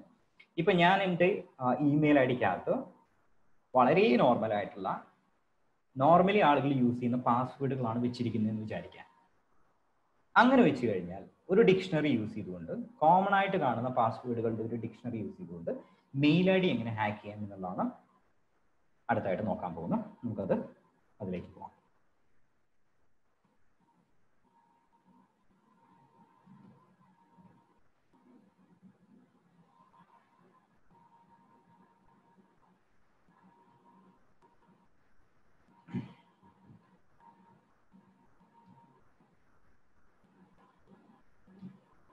ഇവിടെ നിങ്ങൾക്ക് എൻ്റെ സ്ക്രീൻ കാണാൻ പറ്റും. ഇവിടെ brute force Facebook account, brute force Gmail account, ഒരുപാട് സോഷ്യൽ മീഡിയയുടെ ഡീറ്റെയിൽ ആണ്. ഇതൊക്കെ നമുക്ക് ചെയ്യാവുന്നതാണ്, പരീക്ഷിച്ച് നോക്കാവുന്നതാണ്. അല്ലെങ്കിൽ ഹാക്കേഴ്സ് ഇതൊക്കെ യൂസ് ചെയ്ത് നിങ്ങളുടെ പാസ്വേഡ് വളരെ വീക്ക് ആണെന്നുണ്ടെങ്കിൽ അത് ത്രൂ ഹാക്ക് ചെയ്യാവുന്നതാണ്. അപ്പോൾ സോഷ്യൽ മീഡിയാസോ അല്ലെങ്കിൽ ഇമെയിൽസ് ഒക്കെ യൂസ് ചെയ്യുമ്പോൾ എപ്പോഴും സ്ട്രോങ് പാസ്വേഡ്സ് യൂസ് ചെയ്യുന്നത് കൂടാതെ തന്നെ മറ്റു ചില കാര്യങ്ങളുണ്ട്, നമുക്ക് അതുകൂടെ നോക്കാം. ഇപ്പൊ നമ്മൾ ഇവിടെ യൂസ് ചെയ്യുന്ന ഇവിടെ roq.txt എന്ന് പറയുന്ന ഒരു പാസ്വേഡ് ഫയൽ ഉണ്ട്. ചിലപ്പോൾ നിങ്ങൾക്കൊക്കെ അറിയാമായിരിക്കും. ഏകദേശം 1,40,00,000 നോർമൽ പാസ്വേഡ്സ് ഉള്ള, അതായത് പാസ്വേഡ് 1 2 3 അങ്ങനെയുള്ള നമ്മുടെ നോർമൽ ലൈഫിൽ യൂസ് ചെയ്യുന്ന 1,40,00,000 പാസ്വേഡ് അടങ്ങിയിരിക്കുന്ന ഒരു ഫയലാണ് roq.txt. നമ്മൾ അത് യൂസ് ചെയ്തിട്ടാണ്, എൻ്റെ പാസ്വേഡും അതിനകത്തുണ്ട്, അത് യൂസ് ചെയ്തിട്ടാണ് നമ്മൾ ക്രാക്ക് ചെയ്യാൻ പോകുന്നത്. നമ്മൾ ചെയ്യുന്നത് ജിമെയിൽ അക്കൗണ്ട് ആയതുകൊണ്ട് തന്നെ നമുക്കിവിടെ ഓപ്ഷൻ 2 എന്ന് അടിച്ചു കൊടുക്കാം. ഇവിടെ സ്റ്റാർട്ട് പാസ്വേഡ് ഫയൽ സെലക്ട് ചെയ്ത് കൊടുക്കണം. നമ്മൾ അത് സെലക്ട് ചെയ്തു. നമ്മുടെ ടാർഗറ്റ് ഇതെൻ്റെ മെയിൽ ID ആണ്, ടെസ്റ്റിങ്ങിന് വേണ്ടി ഞാൻ യൂസ് ചെയ്യുന്ന മെയിൽ ID ആണ്.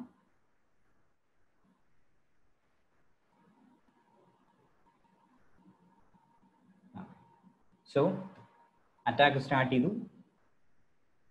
നിങ്ങളുടെ പാസ്വേഡ് അതിനകത്ത് ഉണ്ടെങ്കിൽ വളരെ പെട്ടെന്ന് തന്നെ അറ്റാക്ക് നടക്കുകയും പാസ്വേഡ് കണ്ടല്ലോ, പാസ്വേഡ് കണ്ടെത്തി. പക്ഷെ ഇതിനകത്ത് ഇല്ലാത്തൊരു പാസ്വേഡ് ആണ് എന്ന് വിചാരിക്കാം. ആഫ്റ്റർ എ പെർട്ടിക്കുലർ ടൈം ഈ ജിമെയിലിന് ഇത് മനസ്സിലാകുകയും നമ്മളെ ബ്ലോക്ക് ചെയ്യാനും സാധ്യതയുണ്ട്. സോ ഇത് എല്ലാ സമയത്തും വർക്ക് ചെയ്യണം നിർബന്ധമൊന്നുമില്ല. നിങ്ങൾ വളരെ നോർമൽ ആയിട്ടുള്ള പാസ്വേഡ്സ് യൂസ് ചെയ്യുകയാണെങ്കിൽ മാത്രമേ ഈ ടൈപ്പ് അറ്റാക്ക് വർക്ക് ചെയ്യുള്ളൂ. ഇനി ഇതിനുള്ള ഒരു സെക്യൂരിറ്റി കൂടെ നമുക്ക് നോക്കാം. ആദ്യം ഇതൊന്നും ചെക്ക് ചെയ്യാം, ഇത് വർക്ക് ചെയ്യുന്നുണ്ടോ ഇല്ല എന്നുള്ള കാര്യം. നമുക്കൊരു ജിമെയിൽ ഓപ്പൺ ചെയ്തിട്ട് ഇത് വർക്ക് ചെയ്യുന്നുണ്ടോ ഇല്ല എന്നുള്ളത് നമുക്ക് നോക്കാം. Okay, Gmail sign in, email ID അടിക്കാം.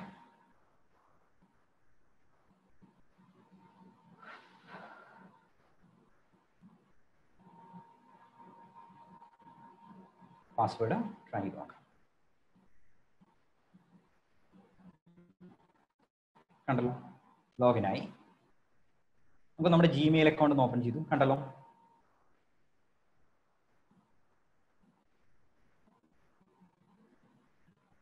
ഇനി ഇത്തരം അറ്റാക്കുകൾ സംഭവിക്കാതിരിക്കാൻ വേണ്ടി നമ്മൾ എന്താണ് ചെയ്യേണ്ടതെന്ന് വെച്ചാൽ, മാനേജ് യുവർ അക്കൗണ്ട് എടുത്തിട്ട് അതിനകത്ത്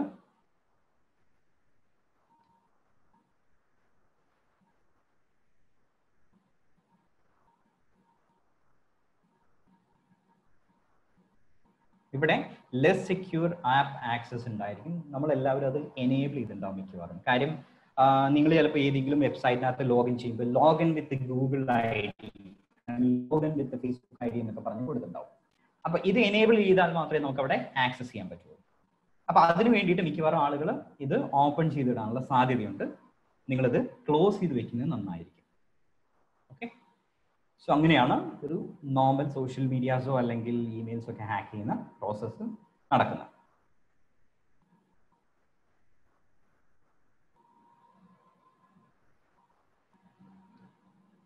സോ നമ്മളിപ്പോൾ 2 പാസ്വേഡ് ഹാക്കിംഗ് മെത്തേഡ്സും പഠിച്ചു. നോക്കി, ഓൺലൈനും ഓഫ്ലൈനും.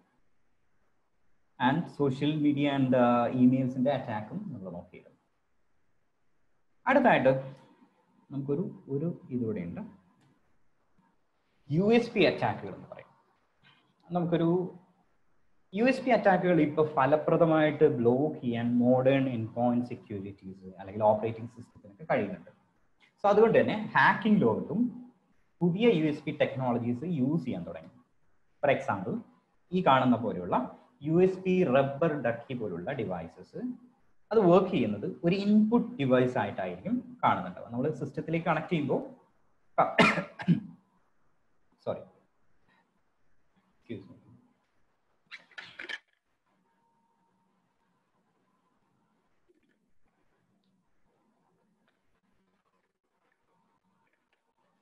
ഇത്തരം ഡിവൈസ് കണക്ട് ചെയ്താൽ കമ്പ്യൂട്ടറിൽ അത് ഡിറ്റക്ട് ചെയ്യുന്നത് ഒരു കീബോർഡ് ആയിട്ടായിരിക്കും. കീബോർഡ് ആയതുകൊണ്ട് തന്നെ നമ്മുടെ സെക്യൂരിറ്റി പ്രോഡക്ട്സ് അത് ഡിറ്റക്ട് ചെയ്യില്ല. വൺസ് കണക്ട് ചെയ്താൽ ഉടനെ ഈ കീബോർഡ് എന്ത് ചെയ്യും, ഓട്ടോമാറ്റിക് ആയിട്ട് സ്ക്രിപ്റ്റുകൾ റൺ ചെയ്യാൻ തുടങ്ങും. അതായത് ആദ്യം റൺ എടുക്കും, റണ്ണിൽ നിന്ന് പവർ ഷെല്ലിന്റെ കമാൻഡ് അടിക്കും. ആ പവർ ഷെല്ല് ഓപ്പൺ ആയതിനു ശേഷം അതിനകത്ത് സ്ക്രിപ്റ്റുകൾ അടിക്കും. ഹാക്ക് ചെയ്യാനുള്ളതോ, ക്രാക്ക് ചെയ്യാനുള്ളതോ, ഡംപ് ചെയ്യാനുള്ളതോ, അല്ലെങ്കിൽ മാൽവെയറിനെ ഇൻസ്റ്റാൾ ചെയ്യാനുള്ളതോ പല കാര്യങ്ങളും അത് വെച്ച് ചെയ്യും. ഇങ്ങനെ ഒരു ഹാക്കിംഗ് മെത്തേഡിന്റെ കുഴപ്പം എന്താണെന്ന് വെച്ച് കഴിഞ്ഞാൽ നോർമൽ ആന്റിവൈറസുകൾക്കോ അതുപോലുള്ള കാര്യങ്ങൾക്കൊന്നും ഇത് കണ്ടെത്താനോ ബ്ലോക്ക് ചെയ്യാനോ വലിയ ബുദ്ധിമുട്ടുകളാണ്. അപ്പോൾ ഫിസിക്കൽ ആക്സസ് കമ്പ്യൂട്ടറിലേക്ക് കൊടുക്കുമ്പോൾ, USB പോലുള്ള ഡിവൈസസ് കമ്പ്യൂട്ടറിലേക്ക് കൊടുക്കുമ്പോൾ എല്ലാവരും ശ്രദ്ധിക്കാം. അപ്പൊ നമ്മുടെ കയ്യിൽ ഒരു ഈ തരത്തിലുള്ള ഒരു ഡിവൈസ് ഇല്ലാത്തതുകൊണ്ട് നമ്മുടെ നോർമൽ ഒരു USB ഡിവൈസിനെ വെച്ച് എങ്ങനെ പാസ്വേഡ്, വിൻഡോസിന്റെ പാസ്വേഡ് കോപ്പി ചെയ്തെടുക്കാമെന്ന് നമുക്കൊന്ന് ജസ്റ്റ് ഒന്ന് നോക്കാം.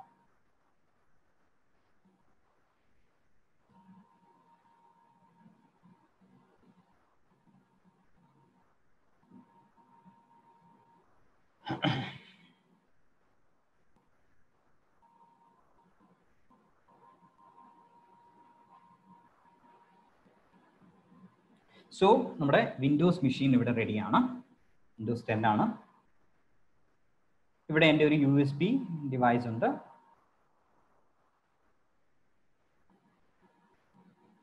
സോ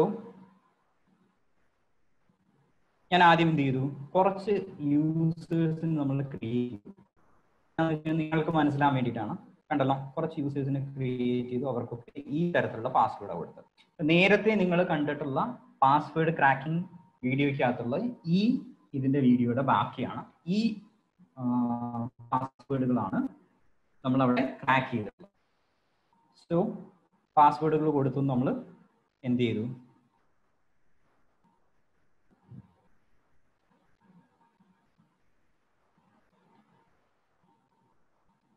നമ്മുടെ കമ്പ്യൂട്ടറിനകത്ത് ഏകദേശം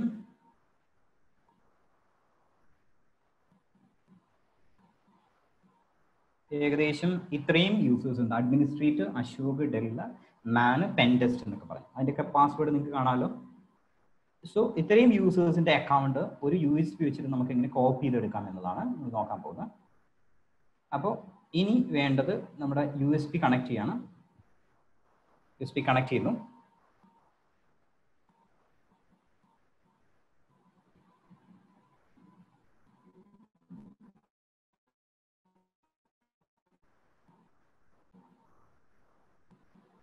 USB കണക്റ്റഡ് ആയി. ഈ പിക്ചറിനകത്ത്, ഇതിനകത്ത് വിൻഡോസ് ഡിഫൻഡർ ഉള്ളതാണ്. ഈ പിക്ചറിനകത്ത് ജസ്റ്റ് ക്ലിക്ക് ചെയ്ത് കഴിഞ്ഞാൽ എന്ത് സംഭവിക്കുമെന്ന് നോക്കാം. നമ്മളൊരു പിക്ചർ ഓപ്പൺ ആയിട്ട് വരും. ഓക്കെ, കൂടാതെ അതിൻ്റെ കൂടെ എന്ത് നമ്മുടെ USB-യിലേക്ക് കോപ്പി ആവും എന്നുള്ളത് നമുക്ക് നോക്കാം. ഓക്കെ, ഒന്ന് വെയിറ്റ് ചെയ്യാം.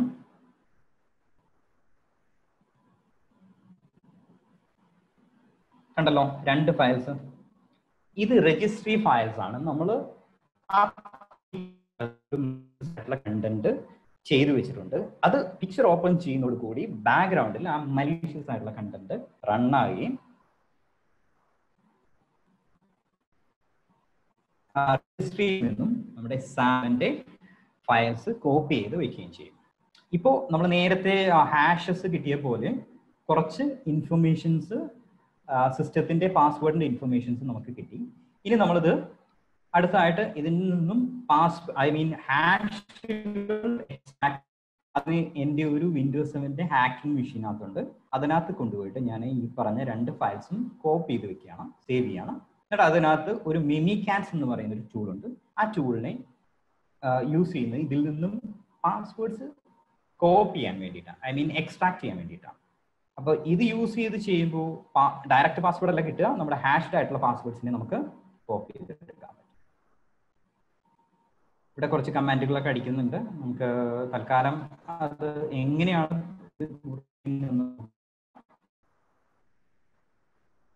log hash.txt എന്ന് അടിച്ചു കഴിഞ്ഞാൽ ഇവിടെ ഒരു ലോഗ് ഫയൽ ഓപ്പൺ ആയിട്ട് വരും.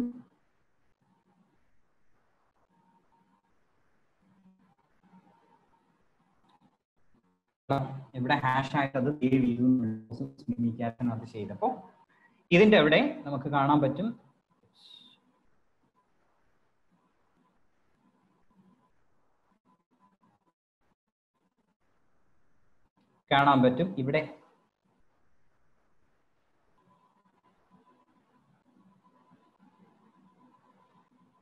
ഇവിടെ primary NTLM strong random value എന്നൊക്കെ പറഞ്ഞ് കാണുന്നുണ്ട്. ഹാഷ് NTLM എന്ന് പറഞ്ഞ് കാണുന്നുണ്ട്. അതിനെയാണ് നമ്മൾ കോപ്പി ചെയ്തത്. എൻക്രിപ്റ്റഡ് ഫോർമാറ്റ് എന്ന് പറയുന്നത്. അപ്പൊ നമ്മുടെ USB-യിൽ കിട്ടിയിട്ടുള്ള ആ ഫയലിൽ വെച്ചിട്ട് നമ്മുടെ അതിൽ നിന്നും എൻക്രിപ്റ്റഡ് ആയിട്ടുള്ള ഹാഷിനെ കോപ്പി ചെയ്തെടുക്കുകയാണ് ചെയ്തത്. ഇനി അത് നമ്മൾ നേരത്തെ കാണിച്ചിട്ടുള്ള ഹാക്കിംഗ് ടൂളിനകത്തിട്ട് നമ്മൾ ക്രാക്ക് ചെയ്തെടുക്കും. ഹാഷ് കാറ്റ് നമ്മൾ നേരത്തെ നോക്കിയിട്ടുള്ള എക്സസൈസിനകത്തുണ്ട് ഇത് എങ്ങനെയാണ് ക്രാക്ക് ചെയ്യുന്നത്. അപ്പോൾ നമ്മൾ ഇതിനെ ഹാഷസിനെ മാത്രം കളക്ട് ചെയ്തെടുത്ത് കണ്ടല്ലോ. ഈ പാസ്വേഡുകളാണ് നേരത്തെ നമ്മൾ പാസ്വേഡ് അറ്റാക്കിനകത്ത് ക്രാക്ക് ചെയ്ത് കാണിച്ചിട്ടുള്ളത്.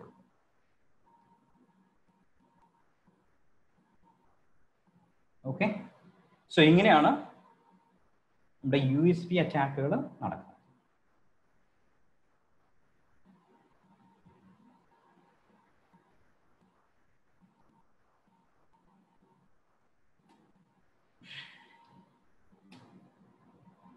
സോ നമ്മുടെ 4ാമത്തെ പ്രോസസ് എന്ന് പറയുന്ന ഹാക്കിങ്ങിൽ ഇപ്പോൾ ഒരു എന്താണ് ഗെയിനിങ് ആക്സസ് എന്നുള്ള പ്രോസസ്സിൽ ഒരുപാട് എക്സസൈസസ് നമ്മൾ ചെയ്തു.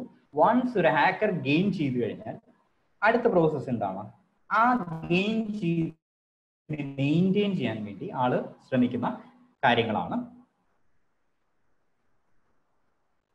വൺസ് ഒരു ഹാക്കർ നമ്മുടെ സിസ്റ്റത്തിനകത്ത് അകത്ത് കയറിയാൽ ചിലപ്പോൾ നമ്മൾ ഇൻസ്റ്റാൾ ചെയ്തിരിക്കുന്ന IDS IPS പോലുള്ള ഡിവൈസ് അത് ഡിറ്റക്ട് ചെയ്ത് വന്ന വഴികൾ ക്ലോസ് ചെയ്യാൻ വേണ്ടി ശ്രമിക്കും. അല്ലെങ്കിൽ അത് ഇൻഫോം ചെയ്യും IT അഡ്മിൻസിനെ, അവരത് കൊണ്ടുപോയിട്ട് ക്ലോസ് ചെയ്യും. അങ്ങനെ ചെയ്തു കഴിഞ്ഞാൽ ഒരു ഹാക്കർ എടുത്ത എഫേർട്ട് വെറുതെ ആയിപ്പോകും. അതുകൊണ്ട് തന്നെ വൺസ് അവർക്ക് ആക്സസ് കിട്ടിക്കഴിഞ്ഞാൽ അവരുടനെ കോവേർട്ട് ചാനൽസ് ക്രിയേറ്റ് ചെയ്തിട്ട് റിമോട്ട് ആക്സസ് ട്രോജൻസോ മാൽവേഴ്സോ കീലോഗേഴ്സോ അതുപോലുള്ള കാര്യങ്ങൾ ഇൻസ്റ്റാൾ ചെയ്യും. അപ്പോൾ ഈ സിസ്റ്റം അഡ്മിൻസ് ഒരു ചാനൽ ബ്ലോക്ക് ചെയ്താൽ പോലും അവർക്ക് വന്ന ആക്സസ് കട്ടായി പോയി കഴിഞ്ഞാൽ പോലും സെക്കൻഡ് ആൻഡ് തേർഡ് ഓപ്ഷൻസ് എപ്പോഴും എനേബിൾ ആയിരിക്കും. സോ എപ്പോഴും ഹാക്കിംഗ് നടക്കുമ്പോൾ എക്സാമ്പിൾ റിമോട്ട് ഡെസ്ക്ടോപ്പ് വഴിയാണ് ഹാക്കിംഗ് വന്നത് എന്നുള്ളത് കൊണ്ട് തന്നെ RDP മാത്രം ബ്ലോക്ക് ചെയ്താൽ പോരാ, അങ്ങനെ വിചാരിക്കരുത്. അതിനകത്ത് ഒരുപാട് കോവേർട്ട് ചാനൽസ് എനേബിൾ ചെയ്തിട്ടുണ്ടാവും. അതൊരു റിസ്ക് ഫാക്ടറാണ്. എപ്പോഴും മറ്റുള്ള ഓപ്ഷൻസ് കൂടെ നമ്മൾ ചെക്ക് ചെയ്യാം. അടുത്ത് ക്ലിയറിംഗ് ട്രാക്സ് ആണ്. നിങ്ങൾക്ക് മനസ്സിലാക്കാൻ എന്താണ് ക്ലിയറിംഗ് ട്രാക്സ് എന്ന് മനസ്സിലായി കാണും അല്ലെ? അതായത് ഹാക്കർ വന്ന വഴിയിലുള്ള എവിഡൻസ് ക്ലിയർ ചെയ്യാൻ വേണ്ടിയിട്ട് സിസ്റ്റത്തിന്റെ നെറ്റ്വർക്കിന്റെ ഒക്കെ ലോഗ്സിനെ ക്ലീൻ ചെയ്യുന്ന പ്രോസസ്സാണ് ക്ലിയറിംഗ് ട്രാക്സ് എന്ന് പറയുന്നത്. ഇത് എങ്ങനെ ഒഴിവാക്കാമെന്ന് ചോദിച്ചു കഴിഞ്ഞാൽ, ഒരിക്കൽ ആക്സസ് ഒരു സിസ്റ്റത്തിനകത്തേക്ക് കിട്ടിക്കഴിഞ്ഞാൽ അത് വെച്ചിട്ട് എന്ത് വേണമെങ്കിലും ചെയ്യാം. സൊല്യൂഷൻ നമുക്കതിന് വേണം. അപ്പൊ അതിന് യൂസ് ചെയ്യാൻ പറ്റുന്ന സൊല്യൂഷൻ ആണ് SIM സൊല്യൂഷൻസ് പോലെയുള്ള security information and event management, QRadar, Splunk എന്നൊക്കെ പറയാം. Splunk എന്ന് പറയുന്ന ഒരു ഓപ്പൺ സോഴ്സ് ആപ്ലിക്കേഷൻ ആണ്. ഇത്തരത്തിലുള്ള കാര്യങ്ങളൊക്കെ വെച്ചിട്ട് റിയൽ ടൈമിൽ നമ്മുടെ സിസ്റ്റത്തിനകത്ത് എന്ത് നടക്കുന്നു അത് മറ്റ് സിസ്റ്റത്തിലേക്ക് കോപ്പി ചെയ്ത് അതിനെ അനലൈസ് ചെയ്ത് സെക്യൂരിറ്റി ഇഷ്യൂസ് ഉണ്ടോ എന്നൊക്കെ നോക്കുന്ന ടൂളുകളാണ്. അത്തരം ടൂളുകൾ നമ്മൾ യൂസ് ചെയ്യുന്നത് നന്നായിരിക്കും. അത് നമ്മുടെ സൈബർ ഫോറൻസിക്കിന് യൂസ് ചെയ്യുന്ന ടൂളുകളാണ്. സോ ഇത്തരം 5 ഫേസസ് ആണ് നമ്മുടെ ഒരു ഹാക്കിംഗ് പ്രോസസ്സിൽ ഉണ്ടാവുന്നത്. So thank you all for attending the program. ഞാൻ കൺക്ലൂഡ് ചെയ്യാണ് ഇവിടെ. So over to. Yeah, thank you, Mr. Ashok. I think we can move on to the Q&A session. So you can stop screen sharing and we can start the Q&A session. Yeah. So എല്ലാവരും നിങ്ങൾക്ക് എന്തെങ്കിലും, ഞാനൊരു offensive security person ആണ്, അതുകൊണ്ട് തന്നെ കൂടുതലായിട്ടും offensive, അതായത് എത്തിക്കൽ hacking related ആയിട്ടുള്ള ക്വസ്റ്റ്യൻസ് ആയിരിക്കും നിങ്ങൾ ചോദിക്കുക എന്ന് പ്രതീക്ഷിക്കുന്നു. Please go ahead. So first person raising hand is Mr. Jayan. So you can ask your question. Hi, Ashok. Hi. കേൾക്കാമോ? കേൾക്കാം പറയാം. ഹായ് അശോക്, ഞാൻ ജയനാണ്. വളരെ നല്ലൊരു സെഷൻ ആയിരുന്നു. ഞാൻ ഒരു ഇൻഫോർമേഷൻ സെക്യൂരിറ്റി എടുത്തിട്ടുണ്ടായിരുന്നെങ്കിലും അതൊരു വളരെ ലേമാൻ ലെവലിലുള്ള എടുത്തിട്ടുണ്ടായിരുന്നെ. ഇതിൽ ഒരുപാട് ഇൻഫോർമേഷൻസ് കിട്ടി. Anyway thank you very much. എനിക്ക് ചോദിക്കാനുള്ള ചോദ്യം എന്ന് പറയുന്നത്, ഇപ്പൊ നമ്മൾ നേരത്തെ ജിമെയിൽ അക്കൗണ്ട് ഹാക്ക് ചെയ്തിട്ടുണ്ടോ എന്ന് നമ്മൾ ചെക്ക് ചെയ്തു, നേരത്തെ കോംപ്രമൈസ് ചെയ്തിട്ടുണ്ടോന്ന്. അപ്പൊ നമുക്കിപ്പോ ഫോർ എക്സാമ്പിൾ നമ്മൾ ഒരുപാട് ഓൺലൈൻ വെബ്സൈറ്റുകൾ എല്ലാം ലോഗിൻ ചെയ്യുന്നത് പലയിടത്തും നമ്മൾ നമ്മുടെ ജിമെയിൽ അക്കൗണ്ടോ അല്ലെങ്കിൽ നമ്മൾ സ്ഥിരമായി യൂസ് ചെയ്യുന്ന ഇമെയിൽ അക്കൗണ്ടോ വെച്ചിട്ടായിരിക്കും. ഇത് ഐഡന്റിഫൈ ചെയ്യാൻ വല്ല മാർഗമുണ്ടോ? ഇപ്പൊ ഫോർ എക്സാമ്പിൾ ഞാൻ എന്റെ പേഴ്സണൽ ഒരു ഇമെയിൽ ഉണ്ട്, അത് ഞാൻ ഇട്ടിട്ടുണ്ടായിരുന്നില്ല. ആ ഇമെയിൽ ഞാൻ ഏകദേശം ഒരു 30 കൊല്ലമായിട്ട് യൂസ് ചെയ്യുന്ന ഇമെയിൽ അക്കൗണ്ടാണ്. ആ ഇമെയിലിന്റെ സെക്യൂരിറ്റിക്ക് അകത്ത് തന്നെ നമ്മൾ ചെന്ന് കഴിഞ്ഞാൽ ഏതൊക്കെ ആപ്പിനകത്താണ് നമ്മൾ ജിമെയിൽ യൂസ് ചെയ്തിട്ട് വർക്ക് ചെയ്തിട്ടുള്ളത് എന്നുള്ള ഇൻഫർമേഷൻ നമുക്ക് കാണാൻ പറ്റും. ഓക്കെ. അതിന്റെ സെറ്റിംഗ്സിന് ഇപ്പൊ നമ്മൾ പോയ മാനേജ് സെറ്റിംഗ്സിനകത്ത് തന്നെ എടുത്തു കഴിഞ്ഞാൽ ഏതൊക്കെ ആപ്പിനാണ് നമ്മൾ പെർമിഷൻ കൊടുത്തിട്ടുള്ളത് ഇത് ആക്സസ് ചെയ്യാൻ വേണ്ടി എന്നുള്ള ഇൻഫർമേഷൻ അവിടെ കാണാൻ പറ്റും. ഓക്കെ. എന്നിട്ട് അവിടെ രണ്ടാമത് അവിടെ പോയിട്ട് അവിടെ നിന്നൊക്കെ നമുക്ക് എക്സിറ്റ് ചെയ്ത് കളയേണ്ടി വരും അല്ലേ? അതെ. ആവശ്യമില്ലാത്ത ആപ്സ് നമുക്ക് എക്സിറ്റ് ചെയ്ത് കളയേണ്ടി വരും. കഴിയുന്നതും അത്തരം കാര്യങ്ങൾ ഞാൻ എന്റെ ലൈഫിൽ ഒരിക്കലും ഞാൻ എന്റെ ഇമെയിൽ IDസോ അതല്ലെങ്കിൽ ഫേസ്ബുക്ക് ID വെച്ച് ഡയറക്റ്റ് ആയിട്ട് ചെയ്യാറില്ല. പകരം നമുക്ക് നമ്മുടെ അതേ ഇമെയിൽ ID വെച്ച് തന്നെ ആ ഒരു വെബ്സൈറ്റിനകത്ത് ഒരു പുതിയ അക്കൗണ്ട് രജിസ്റ്റർ ചെയ്യാം. സപ്പോസ് അത് കോംപ്രമൈസ് ആയി പോയി കഴിഞ്ഞാൽ പോലും, ആ ഒരു കമ്പനി കോംപ്രമൈസ് ആയാൽ പോലും നമ്മുടെ ജിമെയിൽ സെക്യൂർഡ് ആയിരിക്കും. ഓക്കെ. കാരണം ജിമെയിലിന്റെ ഒക്കെ കോംപ്രമൈസ് ആയി എന്ന് പറഞ്ഞാൽ നോർമലി ഇപ്പൊ നമ്മള് ക്രോം ബ്രൗസർ ആയിരിക്കും മിക്ക ആൾക്കാരും യൂസ് ചെയ്തിട്ടുണ്ടാവുക. അപ്പൊ പലയിടത്തും കയറുന്ന സമയത്ത് സേവ് പാസ്വേഡ് കൊടുക്കുമ്പോൾ നമ്മൾ സേവ് അടിക്കുകയും ചെയ്യും. അത് ഓൾറെഡി അതിന്റെ ഉള്ളിൽ ഉണ്ടാവുമല്ലോ. അപ്പൊ ആ സൈറ്റ് എനിക്ക് ഉപകാരമായിരുന്നു. അത് ഞാനിപ്പോ ലോഗിൻ ചെയ്ത് വെച്ചപ്പോ താങ്കളുടെ അക്കൗണ്ട് 7 പ്രാവശ്യമാണെങ്കിൽ എന്റെ 21 പ്രാവശ്യം ഉണ്ട്. Very good. അപ്പൊ thank you very much. Change ചെയ്യാറുണ്ടോ? അത് ആക്ച്വലി കഴിഞ്ഞ ഒരു 5 കൊല്ലം ചേഞ്ച് ചെയ്യാത്ത പാസ്വേഡ് ആയിരുന്നു. ഇപ്പഴാ ചേഞ്ച് ചെയ്തത്. ശരി, നന്നായി. Thank you very much. Of course, thank you very much. Thank you. So ഞാൻ എന്തെങ്കിലും കോൺടാക്ട് ചെയ്യാം നേരിട്ട്. ഞാൻ ഇതിന്റെ ഒരു ഫൗണ്ടർ മെമ്പർ കൂടിയാണ്, ജയൻ. മനസ്സിലായി. Thank you. Okay, thank you, Jayan sir. Next we have a question from Mr. Srijit. Srijit sir, ചോദിച്ചോളൂ. ഹായ് അശോക്. ഹായ്. വളരെ ഇൻഫോർമേറ്റീവ് ആയിട്ടുള്ള ഒരു സെഷൻ ആയിരുന്നു. വളരെ സിമ്പിളായ രീതിയിൽ കാര്യങ്ങൾ പറഞ്ഞു തന്നു. അപ്പം എനിക്കറിയാം ഇത് ഒരു ഹാക്കിംഗ് എന്ന് പറഞ്ഞാൽ ഒരു എളുപ്പമുള്ളൊരു മെത്തേഡ് അല്ല. വളരെ അതിനു വേണ്ടി ടൈം ഇൻവെസ്റ്റ് ചെയ്തിട്ടാണ് ഹാക്കേഴ്സ് ഒക്കെ ഇത് ഹാക്ക് ചെയ്യുന്നത്. തീർച്ചയായും. പക്ഷെ ഈ ഒരു സെഷനെ കൊണ്ട് നമുക്ക് ഉണ്ടായൊരു ഉപകാരം എന്താ, ഒരു ഉപയോഗം എന്താണെന്ന് വെച്ചാൽ, ഒരു ഹാക്കിംഗ് ചെയ്തുകൊണ്ടിരിക്കുന്ന ഒരാൾ അല്ലെങ്കിൽ അയാളെ ഹെൽപ്പ് ചെയ്യാൻ വേണ്ടിയുള്ള പല സോഫ്റ്റ്വെയർസ് ഉണ്ടെന്നുള്ളതും, അല്ലെങ്കിൽ ഹാക്കേഴ്സിനുള്ള ഇൻഫർമേഷൻ എക്സ്ചേഞ്ച് ചെയ്യാനുള്ള ഫോറംസ് ഉണ്ടെന്നുള്ളതും ശരിക്കും നമ്മൾ ബാക്കിയുള്ള ആൾക്കാർ അറിയേണ്ടത് അത്യാവശ്യമാണ്. നമ്മുടെ സൈറ്റുകൾ ശരിക്കും പറഞ്ഞ സെക്യൂരിറ്റി എന്ന് പറഞ്ഞാൽ ഒരു മിത്താണ്. നമ്മുടെ സൈറ്റുകൾ ഹാക്ക് ചെയ്യപ്പെടാതിരിക്കുന്നത് അല്ലെങ്കിൽ നമ്മുടെ അക്കൗണ്ട്സ് ഹാക്ക് ചെയ്യപ്പെടാതിരിക്കുന്നത് ഭാഗ്യമെന്ന് മാത്രമേ നമുക്ക് കരുതാൻ പറ്റൂ. നമ്മൾ ആരും ടാർഗറ്റ് ചെയ്യുന്നില്ല എന്നാണ് അതിനർത്ഥം. അതെ, എക്സാക്ട്ലി ടാർഗറ്റ് ചെയ്യപ്പെട്ട് കഴിഞ്ഞാൽ അതുകൊണ്ടാണല്ലോ നമുക്ക് ഈ പിന്നെ സൈബർ അറ്റാക്സ് വരുമ്പോഴും അപ്പോഴും ഇപ്പൊ ഒരു കൺട്രി ലെവലിൽ സൈബർ അറ്റാക്സ് ഒക്കെ വരുമ്പോഴും പെട്ടെന്ന് തന്നെ പല സൈറ്റുകളും ഹാക്ക് ചെയ്യപ്പെടുന്നത് അതുകൊണ്ടാണ്. ഹാക്ക് ചെയ്യപ്പെടാത്തിടത്തോളം കാലം നമ്മൾ ആ ഒരു മിത്ത്, ഈ കൊറോണ വന്നതുപോലെയാണ്. കൊറോണക്ക് എനിക്ക് വരില്ല കൊറോണ എന്ന് കരുതിയിരിക്കുന്ന ആൾക്കാരാണുള്ളത്. വന്നു കഴിഞ്ഞാലേ എനിക്കും കൊറോണ വരും എന്നുള്ള ഇത് ഒരു ഫീലിംഗ് വരുന്നു. അതേപോലെ തന്നെയാണ് ഈ സൈബർ അറ്റാക്സ്. വളരെ വളരെ ഇൻഫോർമേറ്റീവ് ആയിരുന്നു, വളരെ ഇൻഡെപ്ത് ആയിരുന്നു. ഇതേപോലെ എന്തെങ്കിലും ആവശ്യമുണ്ടെങ്കിൽ ഞാനും കോൺടാക്ട് ചെയ്യും. പക്ഷേ ഒരു ടൈം കൺസ്ട്രെയിൻ ഉണ്ട്. പക്ഷെ ഒരു സെഷന് ഒരു പീസ് കൂടി ആഡ് ചെയ്യാമായിരുന്നു. ഓവർകം ചെയ്യേണ്ട എന്തൊക്കെ പ്രിക്കോഷൻസ് ആണ് എടുക്കേണ്ടത്. സെക്യൂരിറ്റി ആയിട്ട് അടുത്ത ഒരു വെബിനാർ ഇവിടെ പ്ലാൻ ചെയ്യാം. അപ്പൊ ഇന്നത്തെ ഒരു കണ്ടിന്യൂ, നമുക്ക് ലിമിറ്റഡ് ടൈം അല്ലേ ഉള്ളൂ. ഇന്നത്തെ ഒരു കണ്ടിന്യൂ വളരെ ബേസിക് ആയിട്ടുള്ള സെക്യൂരിറ്റി കാര്യങ്ങൾ മാത്രമേ നമ്മൾ പറഞ്ഞിട്ടുള്ളൂ. അതെ. ഇതില് ഞാൻ പണ്ട് അമ്മി അഡ്മിൻ യൂസ് ചെയ്യുമായിരുന്നു. അമ്മി അഡ്മിൻ റിമോട്ട് കണക്ഷൻ എടുക്കാൻ വേണ്ടിയുള്ള ഒരു സാധനമാണ്. നമ്മളെ ഈ ടീം വ്യൂവർ അല്ലെങ്കിൽ എന്റെ സ്കൂളിലെ അമ്മി അഡ്മിൻ എന്ന് പറഞ്ഞൊരു സാധനം ഉണ്ടായിരുന്നു. ഈ അമ്മി അഡ്മിൻ ഉപയോഗിച്ചുകൊണ്ട് ഞാനൊരു ഗവൺമെന്റിന്റെ പർപ്പസിന് വേണ്ടി കേരളത്തിലുള്ള ഒരാളുടെ സിസ്റ്റത്തിനെ കണക്ട് ചെയ്യാൻ വേണ്ടി, അയാൾക്ക് പ്രയാസമുള്ളത് കൊണ്ട് അയാളെ കണക്ട് ചെയ്യാൻ വേണ്ടി അമ്മി അഡ്മിൻ ഉപയോഗിച്ചുകൊണ്ടിരുന്നതാണ്. അങ്ങനെ എന്റെ പുതിയ സിസ്റ്റം, അതിൻ്റെ അകത്ത് ഞാൻ ഈ അമ്മി അഡ്മിന്റെ സൈറ്റിന്റെ അകത്ത് ഡൗൺലോഡ് ചെയ്തു. ഞാൻ അദ്ദേഹത്തോട് പറഞ്ഞു ഇൻസ്റ്റാൾ ചെയ്യാൻ. ഞാനും ഇൻസ്റ്റാൾ ചെയ്തു, അദ്ദേഹം ഇൻസ്റ്റാൾ ചെയ്തു. ഇമ്മീഡിയറ്റ്ലി ഇൻസ്റ്റാൾ ചെയ്ത് കഴിഞ്ഞ ഉടനെ തന്നെ എന്റെ സ്ക്രീൻ അങ്ങ് ചേഞ്ച് ആയി, ഡെസ്ക്ടോപ്പ് സ്ക്രീൻ ചേഞ്ച് ആയി. നിങ്ങളെ സിസ്റ്റംസ് ഹാക്ക് ആയിട്ടുണ്ടെന്നൊക്കെ പറഞ്ഞു വന്നു. സെർബർ 3 അതായിരുന്നു ആ റാൻസം വെയറിന്റെ പേര്. എന്റെ എല്ലാ ഫയൽസും ഇതായി, അദ്ദേഹത്തിന്റെ ഫയൽസും കംപ്ലീറ്റ് എൻക്രിപ്റ്റഡ് ആയി. അങ്ങനെ ഒരു സൈബർ അറ്റാക്കിന് വിധേയനായ ഒരു ഉത്തരം കൂടിയാണ് ഞാൻ. എനിക്ക് കുറിച്ചും ഡാറ്റ ലോസ് പ്രിവെൻഷനെ കുറിച്ചും ഒക്കെ നമുക്ക് അടുത്ത സെഷനകത്ത് വളരെ ഡീറ്റെയിൽ ആയിട്ട് ഒരു കാര്യം നോക്കാം. അതെ, പ്രിക്കോഷൻസ് കൂടി ഒന്നുകൂടി പറഞ്ഞിരുന്നെങ്കിൽ നന്നായിരുന്നു. വളരെ ഇൻഫോർമേറ്റീവ് ആയിരുന്നു. It was a very good session. Thank you. Ashok, സുരേഷാണ്. നന്നായിരുന്നു സെഷൻ. ഇപ്പൊ ഈ പറഞ്ഞ പോലെ നമുക്കൊരു സെഷനും കൂടിയൊക്കെ പ്ലാൻ ചെയ്യാം. കാരണം ഇത് IT ലീഡേഴ്സ് ക്ലബിന്റെ ഉദ്ദേശം ഇതുപോലുള്ള ഇൻസൈറ്റുകൾ നമ്മുടെ IT പ്രൊഫഷനിൽ വർക്ക് ചെയ്യുന്ന ആൾക്കാർക്ക് ഇങ്ങനെയുള്ള ഇൻഫർമേഷൻസ്, ഒരു ടിപ്സ് കൊടുക്കാനാണ് ഇങ്ങനത്തെ സെഷനുകളെ കൊണ്ട് പറ്റുള്ളൂ. ഇപ്പൊ ഇതിലിരുന്ന ഒരു 50ഓളം ആളുകൾ ഇന്നത്തെ സെഷന്റെ ഒരു പ്രത്യേകത കണ്ടത്, പ്രോഗ്രാം തുടങ്ങുന്നതിന് മുന്നേ തന്നെ 40ഓളം 50ഓളം ഗാലറി ഫില്ലായി നിൽക്കുകയായിരുന്നു. ഇപ്പോഴും ആ 50 പേര് ഇപ്പോഴും നിൽക്കുന്നുണ്ട്. മറ്റ് 8 മണി കഴിയുമ്പോഴേക്ക് എക്സിറ്റ് തുടങ്ങുന്നതാണ്. ഇന്ന് അത് എല്ലാവരും ഇപ്പോഴും 49 പേര് നിൽക്കുകയാണ്.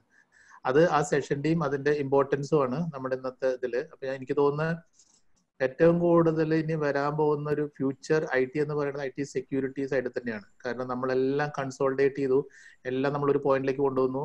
അതിനനുസരിച്ച് റിസ്ക്കും കൂടി അല്ല. ഈ റിസ്ക് കൂടുന്നതിനുള്ള പ്രൊട്ടക്ഷൻ എന്നുള്ളത് ഇതിനെ ഇപ്പൊ നേരത്തെ പറഞ്ഞ പോലെ ഇത് എങ്ങനെയൊക്കെ പ്രൊട്ടക്ട് ചെയ്യാന്നുള്ളത് തന്നെ. അപ്പൊ ഇതില് അശോക് പറഞ്ഞ ഒരു കാര്യമായിട്ട് എനിക്കൊരു എക്സ്പീരിയൻസ് ഉണ്ടായത്, നേരത്തെ ഒരു സുഹൃത്ത് എന്ന് പറയുന്ന ഒരാള് പറഞ്ഞത്, പുള്ളി പറഞ്ഞ ഒരു വാട്സാപ്പ് കൂടി എൻ്റെ ഒരു ആപ്ലിക്കേഷൻ ഉണ്ട്. ഈ വാട്സാപ്പ് ഇൻസ്റ്റാൾ ചെയ്ത് നിങ്ങൾക്ക് ഒരേ മൊബൈലിൽ 2 വാട്സാപ്പ് യൂസ് ചെയ്യാം. ഒന്ന് പേഴ്സണലും ഒന്ന് ഒഫീഷ്യലും ആക്കാം. അപ്പൊ പേഴ്സണൽ ഇതിൽ ഞാൻ തരുന്ന ഒരു ഇതാണ്, ഇത് ഡൗൺലോഡ് ചെയ്യാൻ പറ്റില്ല. ഓക്കെ. എന്നിട്ട് ഇദ്ദേഹം ഇത് നടന്ന് മാർക്കറ്റ് ചെയ്യണ അല്ലെങ്കിൽ ഇത് നടന്ന് ചെയ്യുന്ന ഒരു ഇൻസിഡന്റ് കാണും. നമ്മളത് കൃത്യമായിട്ട് അത് പ്രൊട്ടക്ട് ചെയ്യും ഒരു ഓർഗനൈസേഷന്റെ ഉള്ളിൽ. ഇതിൽ സംതിങ് റോങ്. അതായത് അപ്പൊ ഉദ്ദേശം എന്തായിരുന്നു വെച്ചാൽ ഇതേപോലെ ആളുടെ സിസ്റ്റത്തിലേക്ക് ഒരു കണക്ഷൻ കിട്ടുക, അതിലൂടെ എന്തെങ്കിലും ഇൻഫർമേഷൻ എടുക്കാനുള്ള ഒരു ഇതായിരിക്കും. അങ്ങനെ ഒരു എക്സ്പീരിയൻസ് ഉണ്ടായിരുന്നു. പിന്നെ അശോക് നമ്മളുമായിട്ട് അസോസിയേറ്റ് ചെയ്ത് കുറച്ചു കാലം വർക്ക് ചെയ്ത ആളാണ്. അത് ഇപ്പോ സ്കൈബടെക്കിന്റെ ഒരു പാർട്ടായിരുന്നു. ഇപ്പൊ സ്വന്തമായിട്ട് ചെയ്യണം. പക്ഷെ എങ്കിലും നമ്മളത് അസോസിയേഷൻ ഉണ്ട്. തീർച്ചയായിട്ടും നമുക്ക് ഇതുപോലെ ഓഡിറ്റുകളിലും ബാക്കി കാര്യങ്ങളിലൊക്കെ നമുക്ക് അസോസിയേഷൻ ഉണ്ടായിരിക്കും. നല്ല സെഷൻ ആയിരുന്നു. വളരെ സിമ്പിൾ ആയിട്ട് കാര്യങ്ങൾ പറഞ്ഞിട്ടുണ്ട്. പിന്നെ ഈ ഒരു മണിക്കൂറിനുള്ളിൽ നമുക്ക് ഒതുക്കാൻ പറ്റുന്ന അത്രേ ഉണ്ടായിരുന്നുള്ളൂ. എങ്കിലും നന്നായിരുന്നു. Very good. Thank you. മറ്റാർക്കെങ്കിലും എന്തെങ്കിലും ക്വസ്റ്റ്യൻസ് എന്തെങ്കിലും ഉണ്ടോ? നമുക്ക് ചാറ്റിൽ ഒരു ക്വസ്റ്റ്യൻ വന്നിട്ടുണ്ട് from mister Eldhose. How safe is AnyDesk and TeamViewer? So അവരുടെ ഭാഗത്ത് നിന്ന് നോക്കുകയാണെങ്കിൽ അത് സേഫ് ആണ്. എനി ഡെസ്കിന്റെ സെക്യൂരിറ്റി എന്ന് പറയുന്ന എൻക്രിപ്ഷനും അല്ലെങ്കിൽ ടീം വ്യൂവറിന്റെ സെക്യൂരിറ്റി എന്ന് പറയുന്ന എൻക്രിപ്ഷനും മറ്റെല്ലാം ഉണ്ട്. പക്ഷെ നിങ്ങൾ എങ്ങനെ അതിന്റെ പാസ്വേഡ് കൈകാര്യം ചെയ്യുന്നു എന്നുള്ളതിനനുസരിച്ച് പാസ്വേഡ് കൊടുക്കാതെ, പാസ്വേഡ് സേവ് ചെയ്തിടാതെ ആണ് നിങ്ങൾ അവർ തരുന്ന പാസ്വേഡ് യൂസ് ചെയ്തിട്ടാണെങ്കിൽ അത് സെക്യൂർഡ് ആണ്. അതിനെ മറ്റേ ബ്രൂട്ട് ഫോഴ്സ് ചെയ്ത് അറ്റാക്ക് ചെയ്യാന്നൊക്കെ പറയുന്നത് അവർക്ക് കണ്ടെത്താനും അതിനെ ബ്ലോക്ക് ചെയ്യാനൊക്കെ പറ്റുന്ന സംവിധാനങ്ങളുണ്ട്. അപ്പോൾ ബേസിക്കലി അത് സെക്യൂർഡ് ആണ്. ബട്ട് ഇനി എന്താണ് വരുന്നത് എന്ന് അറിയാൻ പറ്റില്ല. നമ്മുടെ സൂമിനകത്ത് കണ്ടില്ലേ കുറച്ച് പ്രശ്നങ്ങൾ ഉണ്ടായിരുന്നു. പക്ഷെ ഇപ്പോൾ അത്തരം കാര്യങ്ങളൊക്കെ സോൾവ് ചെയ്ത് കുറച്ച് അത്ര വലിയൊരു പ്രശ്നമൊന്നുമില്ല. അഡ്മിന്റെ ആക്സസ് ആർക്ക് വേണമെങ്കിലും, ഒരു ഹാക്കർക്ക് വേണമെങ്കിൽ ആ സെഷൻ റെക്കോർഡ് ചെയ്യാം എന്നുള്ളതായിരുന്നു സൂമിനുണ്ടായിരുന്ന പ്രശ്നം. അതുപോലെയുള്ള പുതിയ സെക്യൂരിറ്റി ഇഷ്യൂസ് പൊങ്ങി വന്നേക്കാം. അപ്പോഴേ നമുക്കതിനെ കുറിച്ച് അറിയാൻ പറ്റുള്ളൂ. ഇപ്പൊ തൽക്കാലത്തിന് അത് രണ്ടും സേഫ് ആണ്. പക്ഷെ പാസ്വേഡ് സേഫ് ചെയ്തു വെക്കുമ്പോൾ നിങ്ങൾ എപ്പോഴും കുറച്ച് സേഫ് ആയിട്ട് മാനേജ് ചെയ്യാം അതിനെ. Thank you mister Ashok. വേറെ ആർക്കെങ്കിലും എന്തെങ്കിലും ക്വസ്റ്റ്യൻസ് ഉണ്ടെങ്കിൽ ഒന്ന് റേസ് ഹാൻഡ് ചെയ്യൂ, ഇല്ലെങ്കിൽ ചാറ്റിൽ ഇട്ടോളൂ. എനിക്ക് ഒരു ക്വസ്റ്റ്യൻ ഉണ്ട്. എന്റെ പേര് ഷൈബു കരയിൽ നിന്നാണ്. എന്റെ കമ്പ്യൂട്ടറിൽ ഇതേപോലെ ഒരു പ്രോബ്ലം ഉണ്ടായിരുന്നു, റാൻസം വെയറിന്റെ. ഒരു 3-4 മാസം മുമ്പ് അത് REZM എന്ന് പറഞ്ഞ ഒരു എക്സ്റ്റൻഷൻ വെച്ചിട്ടാണ് അത് എൻക്രിപ്റ്റ് ചെയ്തത്. ഇപ്പോ എന്റെ കമ്പ്യൂട്ടറിൽ എല്ലാ ഫയൽസും അവിടെ കിടക്കുന്നുണ്ട്. പക്ഷെ അതൊന്നും ഇപ്പൊ ഡിക്രിപ്റ്റ് ചെയ്യാൻ പറ്റിയിട്ടില്ല. അപ്പൊ എന്താ ചെയ്യേണ്ടത്? ആ കമ്പ്യൂട്ടർ ഓപ്പൺ ആണ് കേട്ടോ. ഓപ്പൺ ആണ്. ഞാൻ വൈറസിനെ റിമൂവ് ചെയ്തു. റിമൂവ് ചെയ്യുന്ന സമയത്തുള്ള പ്രശ്നം എന്താണെന്ന് വെച്ചാൽ അതിന് ഡീക്രിപ്ഷൻ കീ അല്ലെങ്കിൽ എൻക്രിപ്ഷൻ കീസ് ഉണ്ടായിരിക്കും. ഈ ഒരു എൻക്രിപ്റ്റ് ചെയ്യാൻ ഉപയോഗിക്കുന്ന കീകൾ അത് ആ സിസ്റ്റത്തിനകത്ത് ഉണ്ടെങ്കിൽ ആ കീകളെ എടുത്ത് ഒരു സൈബർ റിസർച്ചർ അല്ലെങ്കിൽ ഒരു സൈബർ സെക്യൂരിറ്റി എഞ്ചിനീയർക്ക് ആ കീനെ ക്രാക്ക് ചെയ്യാൻ പറ്റുമെന്ന് ശ്രമിച്ചു. വൺസ് ആ കീ ക്രാക്ക് ചെയ്യാൻ പറ്റുമെന്ന് ഒരുപാട് സൊല്യൂഷൻസ് ഉണ്ട്. അപ്പൊ ആ എക്സ്റ്റൻഷൻസ് വെച്ചിട്ട് നമുക്ക് ഏതാണെന്ന് നോക്കിയിട്ട് ആ സൊല്യൂഷൻസ് അവൈലബിൾ ആണെങ്കിൽ, എല്ലാത്തിനും സൊല്യൂഷൻ ഇല്ല, കുറെ കാര്യങ്ങൾക്ക് സൊല്യൂഷൻ ഉണ്ട്. കുറെ റാൻസം വെയറുകൾക്ക് സൊല്യൂഷൻ ഉണ്ട്. അത്തരം കീസ് നമ്മുടെ സിസ്റ്റത്തിനകത്ത് ഇപ്പോഴും കിടപ്പുണ്ടെങ്കിൽ നമുക്ക് ആ കീകൾ ഉപയോഗിച്ച് വേണമെങ്കിൽ അത് ഡീക്രിപ്റ്റ് ചെയ്യാൻ പറ്റുമോ നോക്കാം. പോസിബിലിറ്റി എന്ന് പറയുന്നത് ചിലപ്പോൾ <20% ആയിരിക്കും. Okay okay. ഞാൻ നെറ്റിൽ സെർച്ച് ചെയ്തപ്പോൾ കണ്ടത് ഡിസംബർ വരെയുള്ളത് ഈ റാൻസം വെയറിന്റെ ഡിക്രിപ്ഷൻ കീ അവൈലബിൾ ആണ്. അപ്പോ നമ്മുടെ പുതിയത് ഒരു ടാർഗറ്റ് ചെയ്തുള്ളൂ തോന്നുന്നു. അതായത് ഓൺലൈൻ ഐ ഡി ആണെന്ന് തോന്നുന്നു. ഓഫ്ലൈൻ ഐ ഡി ആണെങ്കിൽ എടുക്കാൻ പറ്റും, ഓൺലൈൻ ആണെങ്കിൽ എടുക്കാൻ പറ്റില്ല എന്നാണ് സംഭവം വന്നത്. അപ്പോ അവരുടെ മെസ്സേജിൽ വന്നത്, ടെക്സ്റ്റ് ഫയലിൽ വന്നത് $980 കൊടുക്കാനാണ് പറഞ്ഞത്. നമ്മളത് കൊടുത്താലും അവരത് ഡീക്രിപ്റ്റ് ചെയ്ത് തരുമോ എന്നുള്ളതിന് എന്താണ് ഇവിടെയാണ് നമ്മുടെ ബാക്കപ്പ് സൊല്യൂഷന്റെ ഇമ്പോർട്ടൻസ് വരുന്നത്. എപ്പോഴും നമ്മളൊരു സെക്കൻഡ് ഓപ്ഷൻ കരുതിയിരിക്കണം. അല്ലെങ്കിൽ 100% സെക്യൂരിറ്റി പ്രൊവൈഡ് ചെയ്യുന്ന ഒരു സംവിധാനം ഉണ്ടെന്ന് എനിക്ക് തോന്നുന്നു. നേരത്തെ പറഞ്ഞ ആളുടെ പേര് ഞാൻ മറന്നു. അതൊരു ധാരണയാണ്, സെക്യൂരിറ്റി നമ്മൾ സെക്യൂർഡ് ആണ്. എന്റെ ഹാർഡ് ഡിസ്കും കുത്തി കിടക്കണ്ടായിരുന്നേ, USB ഹാർഡ് ഡിസ്ക്. ഞാൻ യൂട്യൂബർ ആണ്. അപ്പൊ ഒരുപാട് വീഡിയോസ് എടുത്തു വെച്ച വീഡിയോസ് അതിൽ പെട്ടുപോയി. അത് ശരി. യൂട്യൂബറുടെ മറ്റേ ഒരു വീഡിയോ നമ്മൾ ചെയ്തിട്ടുണ്ടായിരുന്നു. നമുക്കൊരു യൂട്യൂബ് ചാനലുണ്ട്. അതിനകത്ത് ഈ ഹാക്കിംഗ് മെത്തേഡ്സ് ഒക്കെ എങ്ങനെയാണ് എന്നുള്ളത് പരിചയപ്പെടുത്താൻ വേണ്ടി അത് നമ്മുടെ ഇതിനകത്ത് കാണിച്ചിരുന്നു. നിങ്ങൾക്ക് അത് വേണമെങ്കിൽ ഫോളോ ചെയ്യാം. ഒരു യൂട്യൂബർ ഉണ്ടായിരുന്നു, അനീഷ് എബ്രഹാം എന്ന് പറഞ്ഞ്. അദ്ദേഹത്തിന്റെ അക്കൗണ്ടും അറിയാമായിരിക്കും അല്ലെ? അനീഷ് എബ്രഹാം ഒരു ടെക് ചാനലിന്റെ ഉടമയാണ്. ഒരു 3.5 ലക്ഷത്തോളം സബ്സ്ക്രൈബേഴ്സ് ഉള്ള ഒരാളാണ്. അദ്ദേഹത്തിന്റെ അക്കൗണ്ടും വളരെ റീസെന്റ് ആയിട്ട് ഹാക്ക് ചെയ്തു. പക്ഷെ അത് സോഷ്യൽ എഞ്ചിനീയറിംഗ് ടെക്നിക് ആയിരുന്നു. അനീഷിനെ വിളിച്ച് പറഞ്ഞു, ഇങ്ങനെ ഒരു സോഫ്റ്റ്വെയർ ഉണ്ട്, നിങ്ങൾ അത് ഇൻസ്റ്റാൾ ചെയ്ത് കഴിഞ്ഞാൽ നിങ്ങൾക്ക് അഡ്വർടൈസ്മെന്റ് ഇത് ത്രൂ കൊടുക്കാം, ഞങ്ങളുടെ ത്രൂ. അതിന് പൈസയൊന്നും നിങ്ങൾ നോക്കണ്ട. ഇൻസ്റ്റാൾ ചെയ്ത് കഴിഞ്ഞ് ഓക്കെ ആണ്, നിങ്ങൾ 15 ദിവസം യൂസ് ചെയ്ത് ഓക്കെ ആണെങ്കിൽ മാത്രം നമുക്ക് കാശിനെ കുറിച്ച് ചിന്തിക്കാം. ഇങ്ങനെ പറയുമ്പോൾ ആരായാലും ഞാനായാലും ഒന്ന് ഇൻസ്റ്റാൾ ചെയ്ത് നോക്കാമെന്ന് ചിന്തിക്കും. പക്ഷെ അനീഷ് ഇൻസ്റ്റാൾ ചെയ്ത് ആളുടെ പ്രൈമറി കമ്പ്യൂട്ടറിലായിരുന്നു.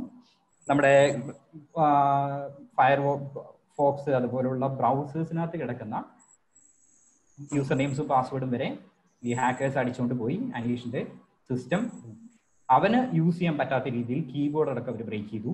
എന്നിട്ട് ഈ അക്കൗണ്ട് ഹാക്ക് ചെയ്യപ്പെട്ടു. ഇപ്പൊ ഞാനിപ്പോ എന്താ ചെയ്യേണ്ടത്? വെയിറ്റ് ചെയ്യണോ? കീ വരുന്നവരെ വെയിറ്റ് ചെയ്യണോ?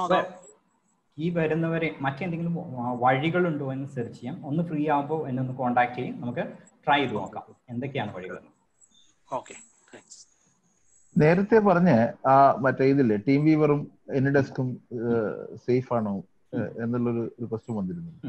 അപ്പൊ അത് എനിക്ക് തോന്നുന്നത് അൺഅറ്റൻഡഡ് ആക്സസ് അലൗ ചെയ്യുകയാണെങ്കിൽ പലപ്പോഴും അത് പിന്നെ നമ്മൾ നോർമലി ഉപയോഗിക്കുന്നത് സാധാരണഗതിയിൽ നമ്മൾ ഉപയോഗിക്കുന്ന പാസ്വേഡ് തന്നെയായിരിക്കും സാധാരണ പലപ്പോഴും ഈ അൺഅറ്റൻഡഡ് ആക്സസിനും കൊടുക്കാറുള്ളത്. അപ്പം നമുക്ക് ആളെ ഐഡന്റിഫൈ ചെയ്യാൻ പറ്റും, അവരുടെ സിസ്റ്റവും ഐഡന്റിഫൈ ചെയ്യാൻ പറ്റുവാണെങ്കിൽ അത് ഭയങ്കര റിസ്കി ആയിട്ടുള്ളൊരു. ഈവൻ പേടിഎം ഒക്കെ ആണെങ്കിൽ പേടിഎം പേയ്മെന്റ് പേടിഎം EKYC ഒക്കെ ചെയ്യുമ്പോഴേ ഇപ്പോഴ് അവർ എനിഡെസ്കും ടി വി ഇൻസ്റ്റാൾ ചെയ്യുക അല്ലെങ്കിൽ അങ്ങനെയുള്ള ഏതെങ്കിലും റിമോട്ട് ഡെസ്ക്ടോപ്പ് ആപ്ലിക്കേഷൻ ഇൻസ്റ്റാൾ ചെയ്തിട്ടുണ്ടെങ്കിൽ അവരത് റിമൂവ് ചെയ്യാൻ വേണ്ടി അല്ലെങ്കിൽ അത് അലേർട്ട് അവർ കൊടുക്കുന്നുണ്ട്.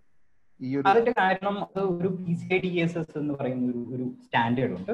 അപ്പൊ ഒരു തേർഡ് പാർട്ടിയാണ് ഈ പറയുന്ന ടീം വ്യൂവർ എന്ന് പറയുന്നതും എനിഡെസ്ക് എന്ന് പറയുന്നത്. അപ്പൊ അത്തരം തേർഡ് പാർട്ടീസിന് എന്തെങ്കിലും ഇൻഫർമേഷൻസ് ട്രാൻസ്ഫർ ചെയ്യുകയോ അല്ലെങ്കിൽ ചെയ്യുന്നതിന് ഒരുപാട് എന്താണ് പ്രോട്ടോകോൾസ് ഉണ്ട്. അപ്പൊ അത് വെച്ചിട്ടാണ് ഇവർ ഇതിനെ റിമൂവ് ചെയ്യുന്നത്. അതിനകത്ത് ഇതുവരെ കണ്ടെത്തിയിട്ടില്ല ഇത്തരത്തിലുള്ള പ്രശ്നങ്ങളുണ്ട് എന്നുള്ളതും. ഇത് ഒരുപാട് ഹാക്കിംഗ് ഇവന്റ്സ് ഒക്കെ നടന്നിട്ടുണ്ട്, മാസീവ് ഹാക്കിംഗ് ഇവന്റ്സ് ഒക്കെ നടന്നിട്ടുണ്ട്. പക്ഷെ ഇപ്പോഴും എനിഡെസ്കിനകത്തും ടീം വ്യൂവറിനകത്തും ഇപ്പോഴും അവർ പറയുന്നത് ഞങ്ങളുടെ സിസ്റ്റം സെക്യൂർഡ് ആണ്, ഇതെല്ലാം നിങ്ങളുടെ കയ്യിൽ നിന്ന് പോയ പാസ്വേഡ് വെച്ചിട്ടാണ് hack ചെയ്യപ്പെട്ടുള്ളത്. Anybody? Okay, we have another question from Ms. Ramya. How can we identify if our mobile gets hacked? As you said that no parallel runs can be identified if hacked through WhatsApp or any such apps. So how can we identify that? ഒന്ന് നല്ല ഒരു antivirus അല്ലെങ്കിൽ ഇൻപോയിന്റ് solution നമ്മുടെ സിസ്റ്റത്തിനകത്ത് install ചെയ്യുക. Behaviour ഡിറ്റക്ഷനും അതുപോലുള്ള കാര്യങ്ങൾ ഉണ്ടെങ്കിൽ അതിന് വാട്സപ്പ് കണക്ട് ചെയ്യുന്ന പെർട്ടിക്കുലർ ആയിട്ടുള്ള IPs ഉണ്ട്. അപ്പാർട്ട് ഫ്രം ദാറ്റ് മറ്റേതെങ്കിലും പ്രോട്ടോകോൾസ് യൂസ് ചെയ്തിട്ട് വാട്സപ്പിനകത്തൂടെ തന്നെ ഏതെങ്കിലും ഒരു കോവേർട്ട് ചാനൽ റൺ ചെയ്യുന്നുണ്ടെങ്കിൽ ഇത്തരത്തിലുള്ള ആപ്ലിക്കേഷൻസിന് കണ്ടെത്താൻ പറ്റും.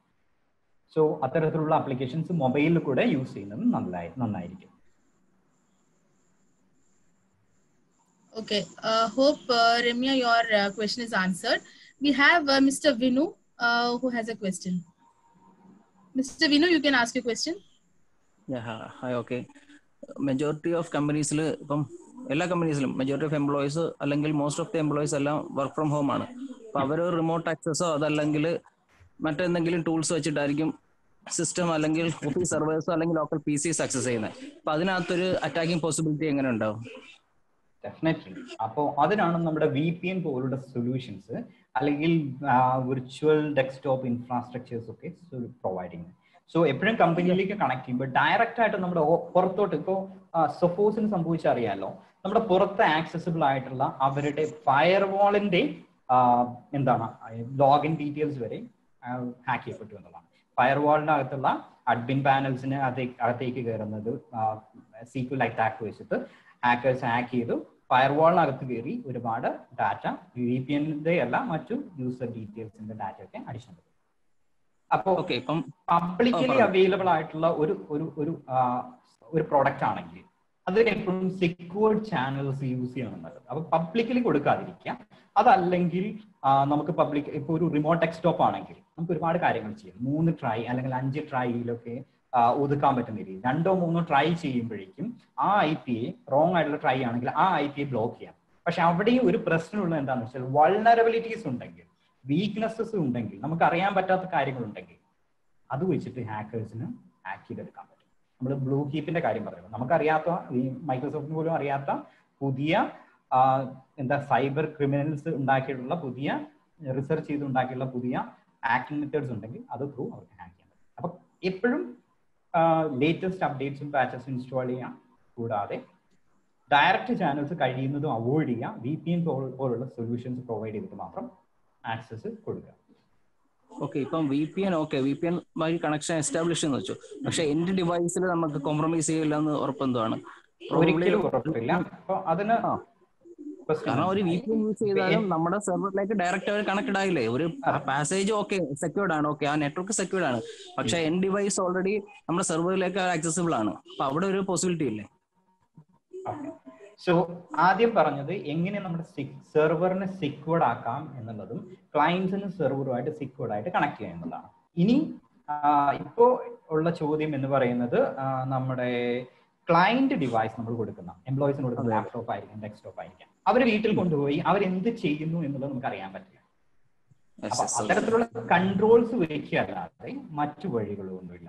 എൻ പോയിന്റ് സെക്യൂരിറ്റീസ് ലൈവായിട്ട് നമുക്ക് അവരെന്താണോ ചെയ്യുന്നത് അല്ലെങ്കിൽ അത് അറിയാൻ പറ്റുന്ന, കാണാനല്ല കേട്ടോ, അവരെ അറിയാൻ പറ്റുന്ന ഒരു സംഭവം അതിനകത്ത് ഇൻസ്റ്റാൾ ചെയ്യാനോ അല്ലെങ്കിൽ ആക്സസ് ചെയ്യാനോ ശ്രമിച്ചു കഴിഞ്ഞാൽ അത് നോട്ടിഫിക്കേഷൻ വരുന്ന എൻ പോയിന്റ് സെക്യൂരിറ്റി സംബന്ധിച്ച് ഞാൻ ഒരു പ്രോഡക്റ്റിനെയും സജസ്റ്റ് ചെയ്യുന്നില്ല കേട്ടോ. അതിന്റെ കാരണം എന്താ വെച്ചാൽ നിങ്ങൾക്ക് അറിയാവുന്നതാണ് ഏതാണ് നല്ല പ്രോഡക്റ്റ്, ഏതാണ് ചീത്ത പ്രോഡക്റ്റ്.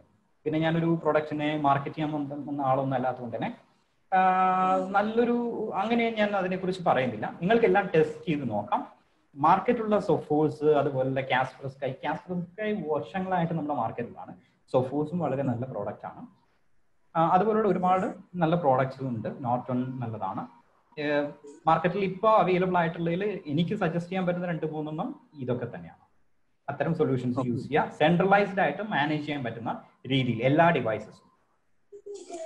വൺ മോർ കൺസേൺ, അതായത് ക്ലയന്റ് മെഷീൻസ് ഇപ്പം ഓഫീസ് PC അല്ലാതെ അവരവർ തന്നെ ലോക്കൽ PCകൾ ചെയ്യുന്നുണ്ട്, ലാപ്ടോപ്സ് ആണ് ലോക്കൽ PC. ഇതിനകത്ത് പലരുടെയും മൈക്രോസോഫ്റ്റ് വിൻഡോസ് ഒറിജിനൽ ആവാതെ ക്രാക്ക് വേർഷൻ യൂസ് ചെയ്യുന്ന ആൾക്കാരുണ്ട്. അപ്പൊ അങ്ങനെ അതേ ടൈപ്പ് യൂസ് ചെയ്യുന്നവർക്ക് ഇഷ്യൂസ് കൂടുതലല്ലേ? മീൻസ് അതുമായിട്ട് എങ്ങനെ കോംപ്രമൈസ്? ഒരു ലെജിറ്റിമേറ്റ് ആപ്ലിക്കേഷൻ ആണോ അല്ലെങ്കിൽ ഓപ്പറേറ്റിംഗ് സിസ്റ്റം ആണോ നമ്മൾ യൂസ് ചെയ്യുന്നത് അല്ല എന്നുള്ളതും സെക്യൂരിറ്റിയും തമ്മിൽ വലിയ ബന്ധവും ഇല്ല എന്ന് വിചാരിക്കാം. കാര്യം എന്താണെന്ന് വെച്ചാൽ നമ്മളത് ക്രാക്ക് ചെയ്തിട്ടില്ല എന്നുണ്ടെങ്കിൽ, ഇപ്പൊ ക്രാക്ക് ചെയ്യുന്ന സോഫ്റ്റ്വെയറിന് പ്രശ്നമുണ്ട് എന്നുണ്ടെങ്കിൽ നമ്മുടെ അറ്റാക്കിന് ഇരയാവാൻ സാധ്യതയുണ്ട്. സപ്പോസ് ഒരു ഡിവൈസ് ക്രാക്ക് ചെയ്യുന്നില്ല, നമ്മൾ ട്രയൽ ലൈസൻസ് തന്നെയാണ് 5-6 മാസമായിട്ട് യൂസ് ചെയ്യുന്നത്.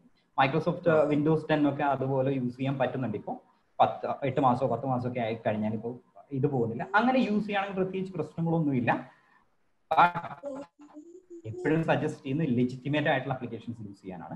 നാളെ എന്ത് സംഭവിക്കുമെന്ന് അറിയില്ല. ഇന്നിപ്പോൾ തൽക്കാലത്തിന് പ്രശ്നമില്ല, പക്ഷെ ക്രാക്കിംഗ് സോഫ്റ്റ്വെയറുകൾ എപ്പോഴും ശ്രദ്ധിക്കണം. ഒരാൾ നമുക്കൊരു സോഫ്റ്റ്വെയറും വെറുതെ തരില്ല. അതിനകത്ത് എന്തെങ്കിലും കൈൻഡ് ഓഫ് പ്രോബ്ലംസ് ഒളിഞ്ഞിരിപ്പുണ്ടാവും. ഒന്നെങ്കിൽ സ്പൈവെയർ തന്നെ ആയിരിക്കും. സ്പൈവെയർ ആയാൽ പോലും നമ്മുടെ ഡാറ്റയ്ക്കൊന്നും സംഭവിക്കില്ലെങ്കിൽ നമ്മൾ എന്താ ചെയ്യുന്നത് അവർക്ക് അറിയാൻ പറ്റും. അത് വെച്ചിട്ട് അഡ്വർടൈസ്മെന്റോ മറ്റു കാര്യങ്ങളോ അവർക്ക് എടുക്കാൻ പറ്റും.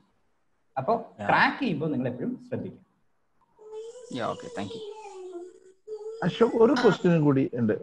സോറി, പറഞ്ഞോളൂ. നമ്മളിപ്പം iOS-ലേക്ക് നമ്മളിപ്പോ ഒരു ആപ്പ് ഉണ്ടായി കഴിഞ്ഞാൽ അവരത് വിഗ്രസ് ആയി ടെസ്റ്റ് ചെയ്ത് ഏതാണ്ട് ഒരു മാസത്തിന്റെ മുകളിൽ എടുക്കും ശരിക്കും അത് ആപ്പ് സ്റ്റോറിലേക്ക് വരാൻ വേണ്ടി വിഗ്രസ് ആയി ടെസ്റ്റിംഗ് നടത്തുന്നത്. അതേസമയത്ത് നമ്മൾ ഗൂഗിൾ പ്ലേ സ്റ്റോറിലേക്കാണ് ഇടുന്നതെങ്കിൽ ചിലപ്പോൾ അത് അടുത്ത ദിവസമോ അല്ലെ 2 ദിവസം കൊണ്ടോ അത് പ്ലേ സ്റ്റോറിലേക്ക് വരാറുണ്ട്. പൊതുവെയുള്ള ഒരു വ്യൂ എന്ന് പറയുന്നത് ആപ്പ് സ്റ്റോറിലുള്ള ആപ്ലിക്കേഷൻസ് വളരെ വിഗ്രസ് ആയി ടെസ്റ്റ് ചെയ്തുകൊണ്ട് തന്നെ അത് ഇച്ചിരി കൂടി സേഫ് ആയിരിക്കുമെന്നും അതേസമയത്ത് ആപ്പ് സ്റ്റോറിലുള്ള ആപ്ലിക്കേഷൻസിന്റെ അകത്ത് പ്രോബ്ലംസ് വരാൻ സാധ്യതയുണ്ടെന്നാണ്. അപ്പൊ എന്റെ ക്വസ്റ്റ്യൻ ഇതാണ്, ആപ്പ് സ്റ്റോറിൽ ഉള്ള ആപ്ലിക്കേഷൻസ് ഇത്ര വൾണറബിലിറ്റീസോട് കൂടിയുള്ള ആപ്ലിക്കേഷൻസ് ആപ്പ് സ്റ്റോറിൽ ഉണ്ടാവാൻ സാധ്യതയില്ലേ? സ്പൈവെയർ ഒക്കെ പ്ലേ സ്റ്റോറിനെ സംബന്ധിച്ച കാര്യമാണ്. മില്യൺസ് ഓഫ് ആപ്ലിക്കേഷൻസ്, ഡേഞ്ചറസ് ആയിട്ടുള്ള ആപ്ലിക്കേഷൻസ് നമ്മുടെ സിസ്റ്റത്തിനകത്തുണ്ട്. I mean play സ്റ്റോറിനകത്തുണ്ട്. അത് നമുക്ക് പ്ലേ സ്റ്റോറിൽ നിന്ന് ഡൗൺലോഡ് ചെയ്തെടുക്കാം. എന്നിട്ട് ഒരു ആന്റിവൈറസ് വെച്ച് ചെക്ക് ചെയ്ത് നോക്കി. ചില ഡേഞ്ചറസ് ആയിട്ടുള്ള ഗെയിംസ് ഒക്കെ നമ്മൾ ഇൻസ്റ്റാൾ ചെയ്ത് കഴിഞ്ഞാൽ അതിനകത്ത് ഒരു ആന്റിവൈറസ് വെച്ച് ചെക്ക് ചെയ്ത് കഴിഞ്ഞാൽ അതിനകത്ത് പല കാര്യങ്ങളും നമുക്ക് കാണാൻ പറ്റും.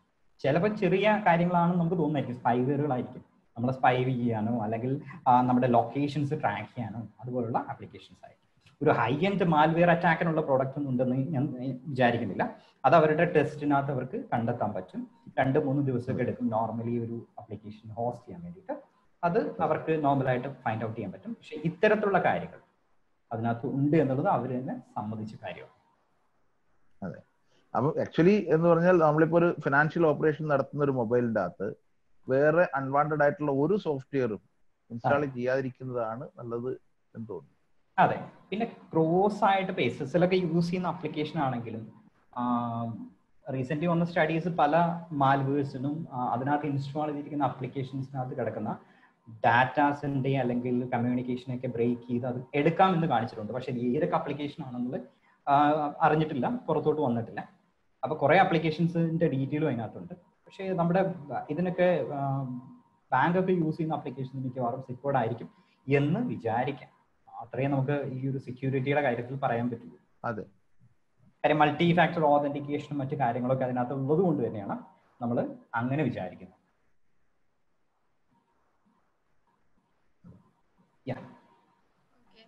Thank you, sir. I hope your question is answered. നമുക്ക് ചാറ്റിൽ 2 ക്വസ്റ്റ്യൻസ് ലൈക് സിമിലർ ക്വസ്റ്റ്യൻസ് ഉണ്ട്. Can you suggest 1 or 2 antivirus for Android? And they're asking what is a good antivirus application software for mobile or laptop? ഈ പറഞ്ഞ സൊഫോസിനും കാസ്പർസ്കൈക്കും ഒക്കെ ഇത്തരത്തിലുള്ള antivirus ഉണ്ട്. ഇനി നിങ്ങൾക്ക് ഫ്രീ ആയിട്ട് വേണമെന്നുണ്ടെങ്കിൽ നിങ്ങൾക്ക് ജിയോ യൂസ് ചെയ്യുന്നതാണെങ്കിൽ അവർ തന്നെ ജിയോ സെക്യൂരിറ്റി എന്ന് പറഞ്ഞിട്ട് പ്രൊവൈഡ് ചെയ്യുന്നുണ്ട്. അതിന്റെ ബാക്ക് എൻഡ് എന്ന് പറയുന്നത് നമ്മുടെ നോട്ടോൺ ആണെന്ന് വിചാരിക്കുന്നു. അതും വലിയ കുഴപ്പമില്ലാത്തൊരു, അത് ഫ്രീ ആയിട്ട് നമുക്ക് യൂസ് ചെയ്യാൻ പറ്റുന്ന ഒരു ആന്റിവൈറസ് ആണ്. അഡ്വർടൈസ്മെന്റ് മറ്റൊന്നുമില്ല. നമുക്ക് ആകെ വേണ്ടത് ഒരു ജിയോയുടെ ഒരു മൊബൈൽ നമ്പർ ഉണ്ടാവണം എന്ന് മാത്രം. അതും യൂസ് ചെയ്യാം. എത്രത്തോളം സെക്യൂർഡ് ആണെന്ന് ടെസ്റ്റ് ചെയ്യാനൊന്നും പറ്റിയില്ല നമുക്കൊരു മൊബൈൽ ഡിവൈസിനകത്ത് ആയതുകൊണ്ട് തന്നെ. എൻ്റെ എക്സ്പീരിയൻസിൽ ഞാനത് യൂസ് ചെയ്തിട്ടുണ്ട് എന്നുള്ളത് കൊണ്ട് തന്നെ വലിയ കുഴപ്പമില്ലാത്ത രീതിയിലൊരു പ്രൊട്ടക്ഷൻ അത് തരുന്നുണ്ട്. എപ്പോഴും കഴിയുന്നതും നമുക്ക് പ്രൊഫഷണൽ ആയിട്ട് യൂസ് ചെയ്യണം എന്നുണ്ടെങ്കിൽ ഞാൻ സജസ്റ്റ് ചെയ്യുക സൊഫോസോ കാസ്പർസ്കയോ അതുപോലുള്ള കാര്യങ്ങളായിരിക്കും. Thank you. And there is one more question. Which payment option is more secure, net banking or through debit card or credit cards? Debit cards or credit cards? ഇത് ഈ ഒരു ക്വസ്റ്റ്യൻ ആൻസർ ചെയ്യാൻ വലിയ ബുദ്ധിമുട്ടാണ്. ഇത് നമ്മൾ ഹാൻഡിൽ ചെയ്യുന്ന പോലെ ഇരിക്കും ഇതിന്റെ സെക്യൂരിറ്റി എന്ന് പറയുന്നത്. നോർമൽ പ്രൊട്ടക്ഷൻ എന്ന് പറയുന്നത് അത് നെറ്റ് ബാങ്കിങ് പ്രൊവൈഡ് ചെയ്യുന്ന കമ്പനി തന്നെ ചെയ്യുന്നതാണ്. നമ്മുടെ ഡെബിറ്റ് കാർഡിന്റെ ഡെബിറ്റ് കാർഡിന്റെയും നെറ്റ് ബാങ്കിന്റെയും. ക്രെഡിറ്റ് കാർഡ്സ് യൂസ് ചെയ്യുന്നത് ഇതിനെ രണ്ടിനെ അപേക്ഷിച്ച്, നെറ്റ് ബാങ്കിങ്ങും ഡെബിറ്റ് കാർഡ്സിനെ അപേക്ഷിച്ച് നോക്കുമ്പോൾ ക്രെഡിറ്റ് കാർഡ് വളരെ വൾനറബിൾ ആണ്. നമ്മുടെ ഇൻഫർമേഷൻസ് നമ്മൾ മടിയന്മാരാണ് പൊതുവെ. നമ്മുടെ ബ്രൗസർ യൂസ് ചെയ്യുമ്പോൾ ചിലപ്പോൾ ക്രെഡിറ്റ് കാർഡ് ഇൻഫർമേഷൻസ് വരെ അതിനകത്ത് സേവ് ചെയ്ത് തരും. ഒരു അറ്റാക്ക് വന്നു കഴിഞ്ഞാൽ ഹാക്കേഴ്സ് ആദ്യം നോക്കും നമ്മുടെ ബ്രൗസറിന്റെ ഡീറ്റെയിൽസ് ആണ്. അതിനകത്ത് സേവ് ചെയ്തിരിക്കുന്ന പാസ്വേഡ്സ്, സേവ് ചെയ്തിരിക്കുന്ന ക്രെഡിറ്റ് കാർഡ് നമ്പേഴ്സ്, അതുപോലുള്ള കാര്യങ്ങൾ. അത് ക്രാക്ക് ചെയ്തെടുക്കാൻ നിങ്ങൾ ഇനി എങ്ങനെ എൻക്രിപ്റ്റ് ചെയ്താലും അത് ക്രാക്ക് ചെയ്തെടുക്കാനുള്ള ഒരുപാട് മെത്തേഡ്സ് നമ്മുടെ കയ്യിലുണ്ട്.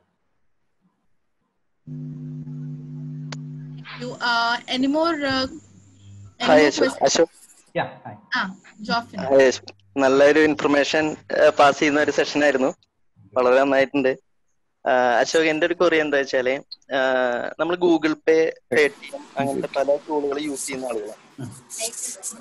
അത് എത്ര കണ്ട് സെക്യൂർഡ് ആണ്? ഇപ്പോ മീൻസ് ഇപ്പൊ ബാങ്കിന്റെ ആപ്ലിക്കേഷൻ വേറെ ഉണ്ടെങ്കിൽ കൂടി നമ്മൾ ഗൂഗിൾ പേ ആണ് യൂസ് ചെയ്യുള്ളൂ. അത് എത്ര കണ്ട് നമുക്ക് സെക്യൂരിറ്റി? എല്ലാം എൻക്രിപ്റ്റഡ് ആയിട്ടുള്ള ട്രാൻസാക്ഷൻസ് ആണ് ഇവരൊക്കെ പ്രൊവൈഡ് ചെയ്യുന്ന. എൻഡ് ടു എൻഡ് എൻക്രിപ്ഷൻസ് ഉണ്ട്. അതുകൊണ്ട് നമ്മൾ തൽക്കാലത്തിന് വൾനറബിലിറ്റീസ് ഒന്നും റിപ്പോർട്ട് ചെയ്യാത്തത് കൊണ്ട് തന്നെ നമുക്ക് വളരെ ഈസി ആയിട്ട്, വളരെ ഈസാക്കാൻ വേണ്ടിയിട്ടാണ് ഇത്തരം UPI പ്രോഡക്ട്സ് ഒക്കെ നമ്മൾ യൂസ് ചെയ്യുന്നത്. അപ്പൊ അത് ഇപ്പോഴത്തെ നിലവിലെ സാഹചര്യത്തിൽ അതിന് പ്രശ്നങ്ങളൊന്നുമില്ല. നാളെ എന്തെങ്കിലും പ്രോബ്ലംസ് കണ്ടെത്തുകയാണെന്നുണ്ടെങ്കിൽ നമുക്ക് ആ സമയത്ത് നോക്കാം. ഇപ്പൊ തൽക്കാലം അതിനെക്കുറിച്ച് കൂടുതലായിട്ട് വറി ആവണ്ട, നമുക്കത് യൂസ് ചെയ്യാം. അതല്ല, അപ്പൊ അത് മാത്രല്ല ഒരു കാര്യം, ഇപ്പൊ നമുക്ക് ഒരു ആപ്ലിക്കേഷൻ ഇൻസ്റ്റാൾ ചെയ്തുകൊണ്ട് ഒരു ഫോൺ ഹാക്ക് ചെയ്യുന്നു എന്ന് പറഞ്ഞു അത് കാണിച്ചു. അതാണ് ഇപ്പൊ നമ്മുടെ കോണ്ടാക്ട് എടുത്തു, അല്ലെങ്കിൽ അതിന്റെ SMS അല്ലെങ്കിൽ മീഡിയ ആക്സസ് കിട്ടി. ഇങ്ങനെ മീഡിയ ആക്സസ് വരെ കിട്ടുന്ന ഒരു ഹാക്കർക്ക് ഒരു ഗൂഗിൾ പേ ത്രൂ നമുക്കൊരു ട്രാൻസാക്ഷൻ ചെയ്യാൻ പറ്റില്ലേ? അതാണ് ചില സോഫ്റ്റ്വെയറുകൾ, ആ സോഫ്റ്റ്വെയറിൽ നിന്നും നമ്മൾ എവിടെയാണോ ട്രാൻസാക്ഷൻ നടക്കുന്നത് അതുവരെയും അല്ലെങ്കിൽ ബാങ്കുകൾ വരെയും എൻക്രിപ്ഷൻസ് ഉണ്ട്. സോ നമ്മൾ VPN ചെയ്യാമെന്ന് വിചാരിക്കാം.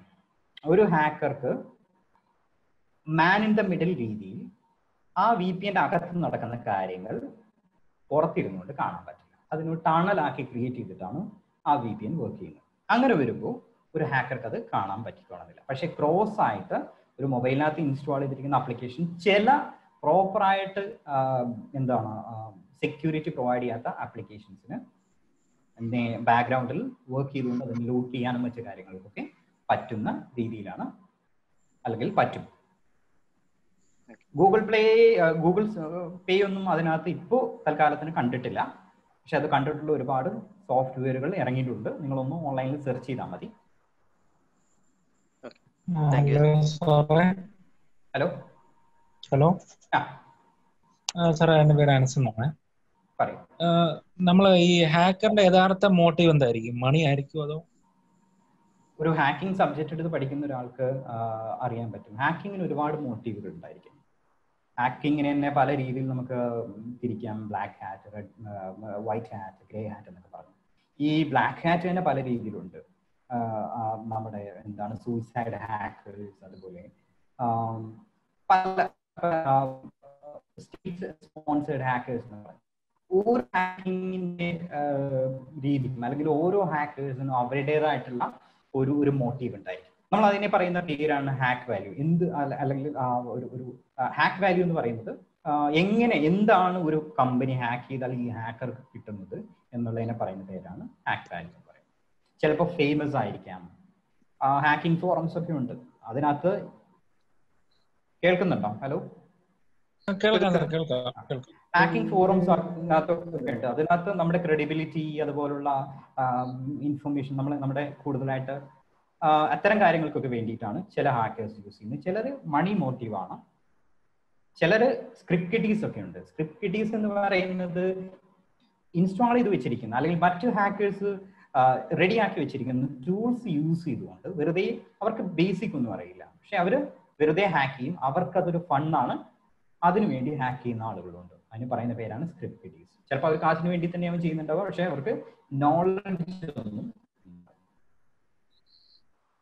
അതുപോലെ മറ്റൊരു ഡൗട്ട്, നമ്മുടെ ഈ ആപ്ലിക്കേഷൻ സോഫ്റ്റ്വെയറുകളില്ലേ, ഇപ്പം നമ്മുടെ ഈ C++, ജാവ അങ്ങനെയൊക്കെയുള്ള സോഫ്റ്റ്വെയർ ഒക്കെ അല്ലേ, അതായിരിക്കും ഏറ്റവും കൂടുതൽ യൂസ് ചെയ്യുന്നത്? അല്ലല്ല, ഹാക്കിങ്ങിന് എപ്പോഴും ഒരുപാട് ഫ്രെയിം വർക്കുകൾ അവൈലബിൾ ആണ്. ലിനക്സ് ആണ് കൂടുതലായിട്ട് യൂസ് ചെയ്യുന്നത്. കാര്യം അത് ഓപ്പൺ സോഴ്സ് ആയതുകൊണ്ട് തന്നെ ഹാക്കേഴ്സിന് സ്വന്തമായിട്ട് ഫ്രെയിം വർക്കുകൾ ഡെവലപ്പ് ചെയ്യാം. അതിന് C യൂസ് ചെയ്യും, പൈത്തോൺ യൂസ് ചെയ്യും. കൂടുതലായിട്ട് ഹാക്കേഴ്സ് യൂസ് ചെയ്യുന്ന ഒരു പ്ലാറ്റ്ഫോം എന്ന് പറയുന്നത് പൈത്തൺ ആണ്. അത് വൾനറബിലിറ്റീസ്, ഈ സ്കാനിങ് ടൂൾസ് അല്ലെങ്കിൽ ഹാർഡ്വെയറിനൊക്കെ ഡെവലപ്പ് ചെയ്യാൻ ഉപയോഗിക്കുന്നത് C അല്ലെങ്കിൽ പൈത്തോൺ അതുപോലുള്ള കാര്യങ്ങളാണ്.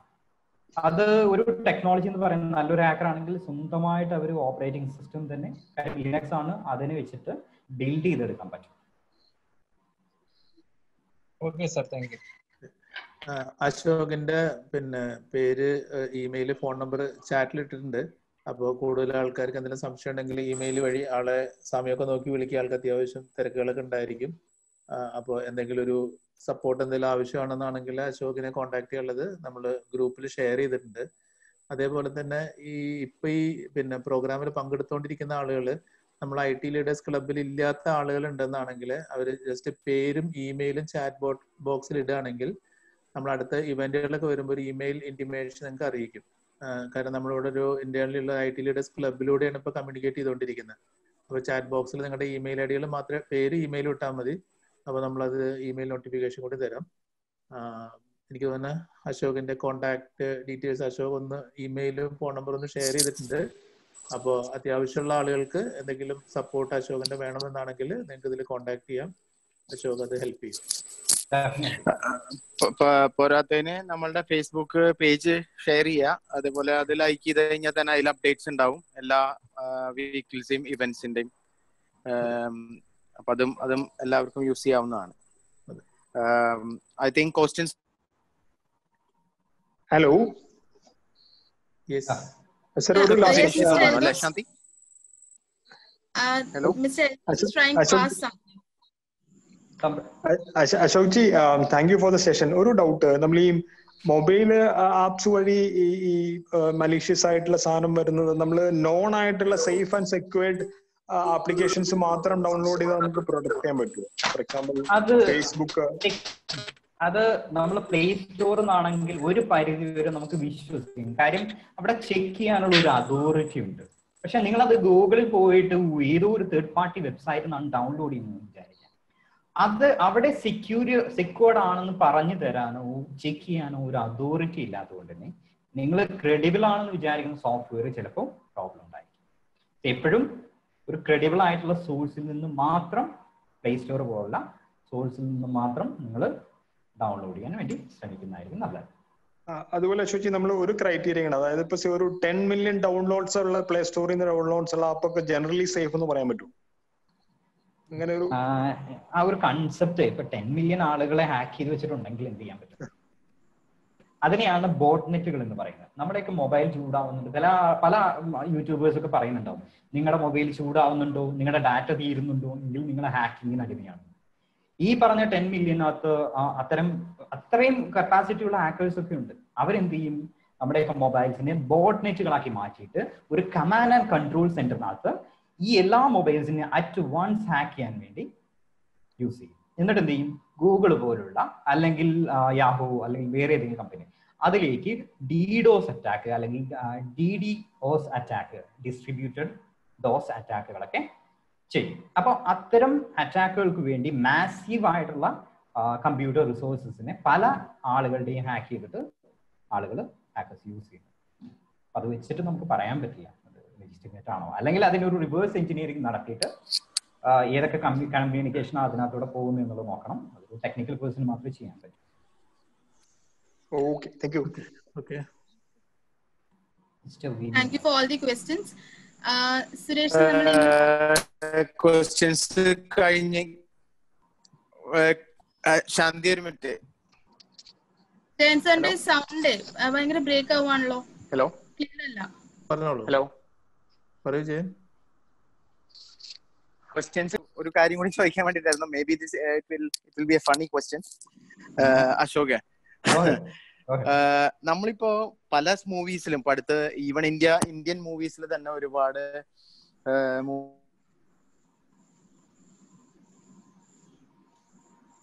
മൂവീസിൽ നമുക്ക് കാണാം second sound. Hello, voice break ആവുന്നുണ്ട്. പറഞ്ഞോ. നമ്മളിപ്പോ ഈ പല മൂവീസുകളിലും ഇപ്പൊ നമുക്ക് കാണാൻ പറ്റും, ഒരുപാട് ഈവൻ ഇന്ത്യൻ മൂവീസിലും കാണാൻ പറ്റും സെക്കൻഡ് സൗണ്ട് ഒരുപാട് സൈറ്റ്സും ഒരുപാട് ക്യാമറാസും മൊബൈലിന്റെ ക്യാമറാസും ഒക്കെ ആക്സസ് ചെയ്ത് വരുന്നത്. അത് റിയലി പോസിബിൾ ആണോ? അങ്ങനെയുള്ള ആൾക്കാർ ഉണ്ടാവോ ശരിക്കും? അത് ഒരു മിത്താണെന്ന് തന്നെ പറയാം. സെക്കൻഡ്സ് കൊണ്ട് ഹാക്കിംഗ് എന്നൊക്കെ പറയുന്നത് നമ്മുടെ സിനിമയിൽ നടക്കുന്ന കാര്യമാണ്. ഹാക്കിങ്ങിന് ഒരുപാട് ഹാർഡ് വർക്കും ഒരുപാട് റിസർച്ച് ഒക്കെ ചെയ്യുന്ന ആളുകൾ, വൺസ് റിസർച്ച് ചെയ്ത് ഹാക്കിംഗ് ഒക്കെ ചെയ്ത് വെച്ച ആൾക്ക് ചിലപ്പോൾ 1 മിനിറ്റ് കൊണ്ട് നമ്മൾ പാസ്വേഡ് ഇന്ന് ഹാക്ക് ചെയ്തില്ലേ, അങ്ങനെയൊക്കെ ഹാക്ക് ചെയ്യാൻ പറ്റും. പക്ഷെ അതിന് വെക്കുന്ന എഫേർട്ട് എന്ന് പറയുന്നത്, ഇപ്പോൾ നമ്മുടെ ബംഗ്ലാദേശി ബാങ്ക് ഒക്കെ ഹാക്ക് ചെയ്യപ്പെട്ടിട്ടുണ്ട്.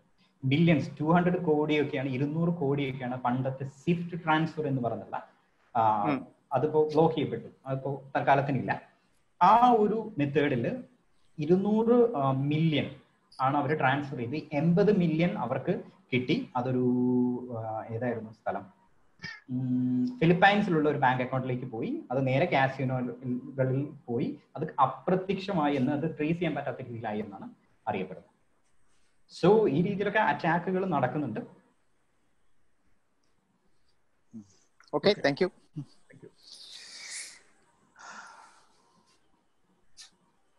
നമുക്ക് ഇന്നത്തെ സെഷൻ തൽക്കാലം വൈൻഡ് അപ്പ് ചെയ്യാം അല്ലേ? നമുക്ക് അടുത്ത ഒരു സെഷനിൽ ഡീറ്റെയിൽ ആയിട്ട് ഒരു സെഷനും കൂടി നമുക്ക് പിന്നീട് അറേഞ്ച് ചെയ്യാം. ശാന്തി ഒന്ന് കൺക്ലൂഡ് ചെയ്തോളൂ. നമ്മൾ ലാസ്റ്റ് കഴിഞ്ഞ തവണ പറഞ്ഞ പോലെ ഇൻട്രൊഡക്ഷൻസ് എന്തെങ്കിലും ചെയ്യുന്നുണ്ടോ? 1-2 പേരുടെ ഇൻട്രൊഡക്ഷൻസ്? സമയം നേരെ എത്രയായി? ഒരു കാര്യം, ടൈം ലിമിറ്റേഷൻ. ഇപ്പൊ ഉള്ള ആളുകൾക്ക് ഒരു ഇൻഫർമേഷന് വേണ്ടി ഒരു കാര്യം പറയാം. നെക്സ്റ്റ് വീക്കിൽ നമ്മൾ കവർ ചെയ്യാൻ പോകുന്ന സോഷ്യൽ മീഡിയയിലെ ഫേസ്ബുക്ക് എന്ന് പറയുന്ന കാര്യങ്ങളുടെ ഒരു കോൺഫിഗറേഷൻ തൊട്ട് എങ്ങനെയാണ് ഒരു ഫേസ്ബുക്ക് അക്കൗണ്ട് മാനേജ് ചെയ്യുന്നത് എന്നുള്ള ഡിജിറ്റൽ മാർക്കറ്റിംഗിന്റെ ആ ഒരു സബ്ജക്റ്റ് ആണ് മിസ്റ്റർ അഖിൽ കവർ ചെയ്യാൻ പോകുന്നത്. അപ്പോൾ നിങ്ങളുടെ എല്ലാവരും ഇൻഫർമേഷനിലേക്ക് പറയാണ്. അതിന്റെ പ്ലെയറും കാര്യങ്ങളൊക്കെ അടുത്ത ദിവസങ്ങളിൽ വരും. അപ്പോൾ അതൊരു ഇൻഫർമേഷൻ പറഞ്ഞാണ്. നമുക്ക് വൈൻഡ് അപ്പ് ചെയ്യാനുള്ളത് നോക്കിക്കോളൂ ശാന്തി. Yes sir, sure. Mr. Ashok P, on behalf of each and everyone attending this session and on behalf of IT Leaders Club, I thank you for sharing with us such an insightful and knowledge sharing session for everyone present here. Got to know much more about hacking and cybersecurity. With immense pleasure, I thank you for accepting our invite and being our speaker on a very short notice. I thank our guest of honor, Mr. Jay Mohan, as well, for accepting our request and being a part of today's session. Also, a very big round of applause to our founder members of IT Leaders Club for initiating such a wonderful platform for all of us for sharing and gaining knowledge. So thanks to all the participants for being a part of our session and making it successful. So we are winding up our session today here and looking forward for the participation of everyone for our next session also. Suresh, Thank you. Yeah. Thank you, Mr. Ashok. Thank you. Thank you so much. Thank you for inviting me. Thank you. Thank you. Thank you, Ashok. Thank you.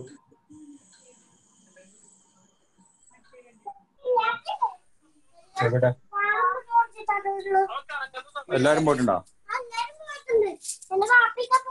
നീ ഇവിടെ നിന്നോ?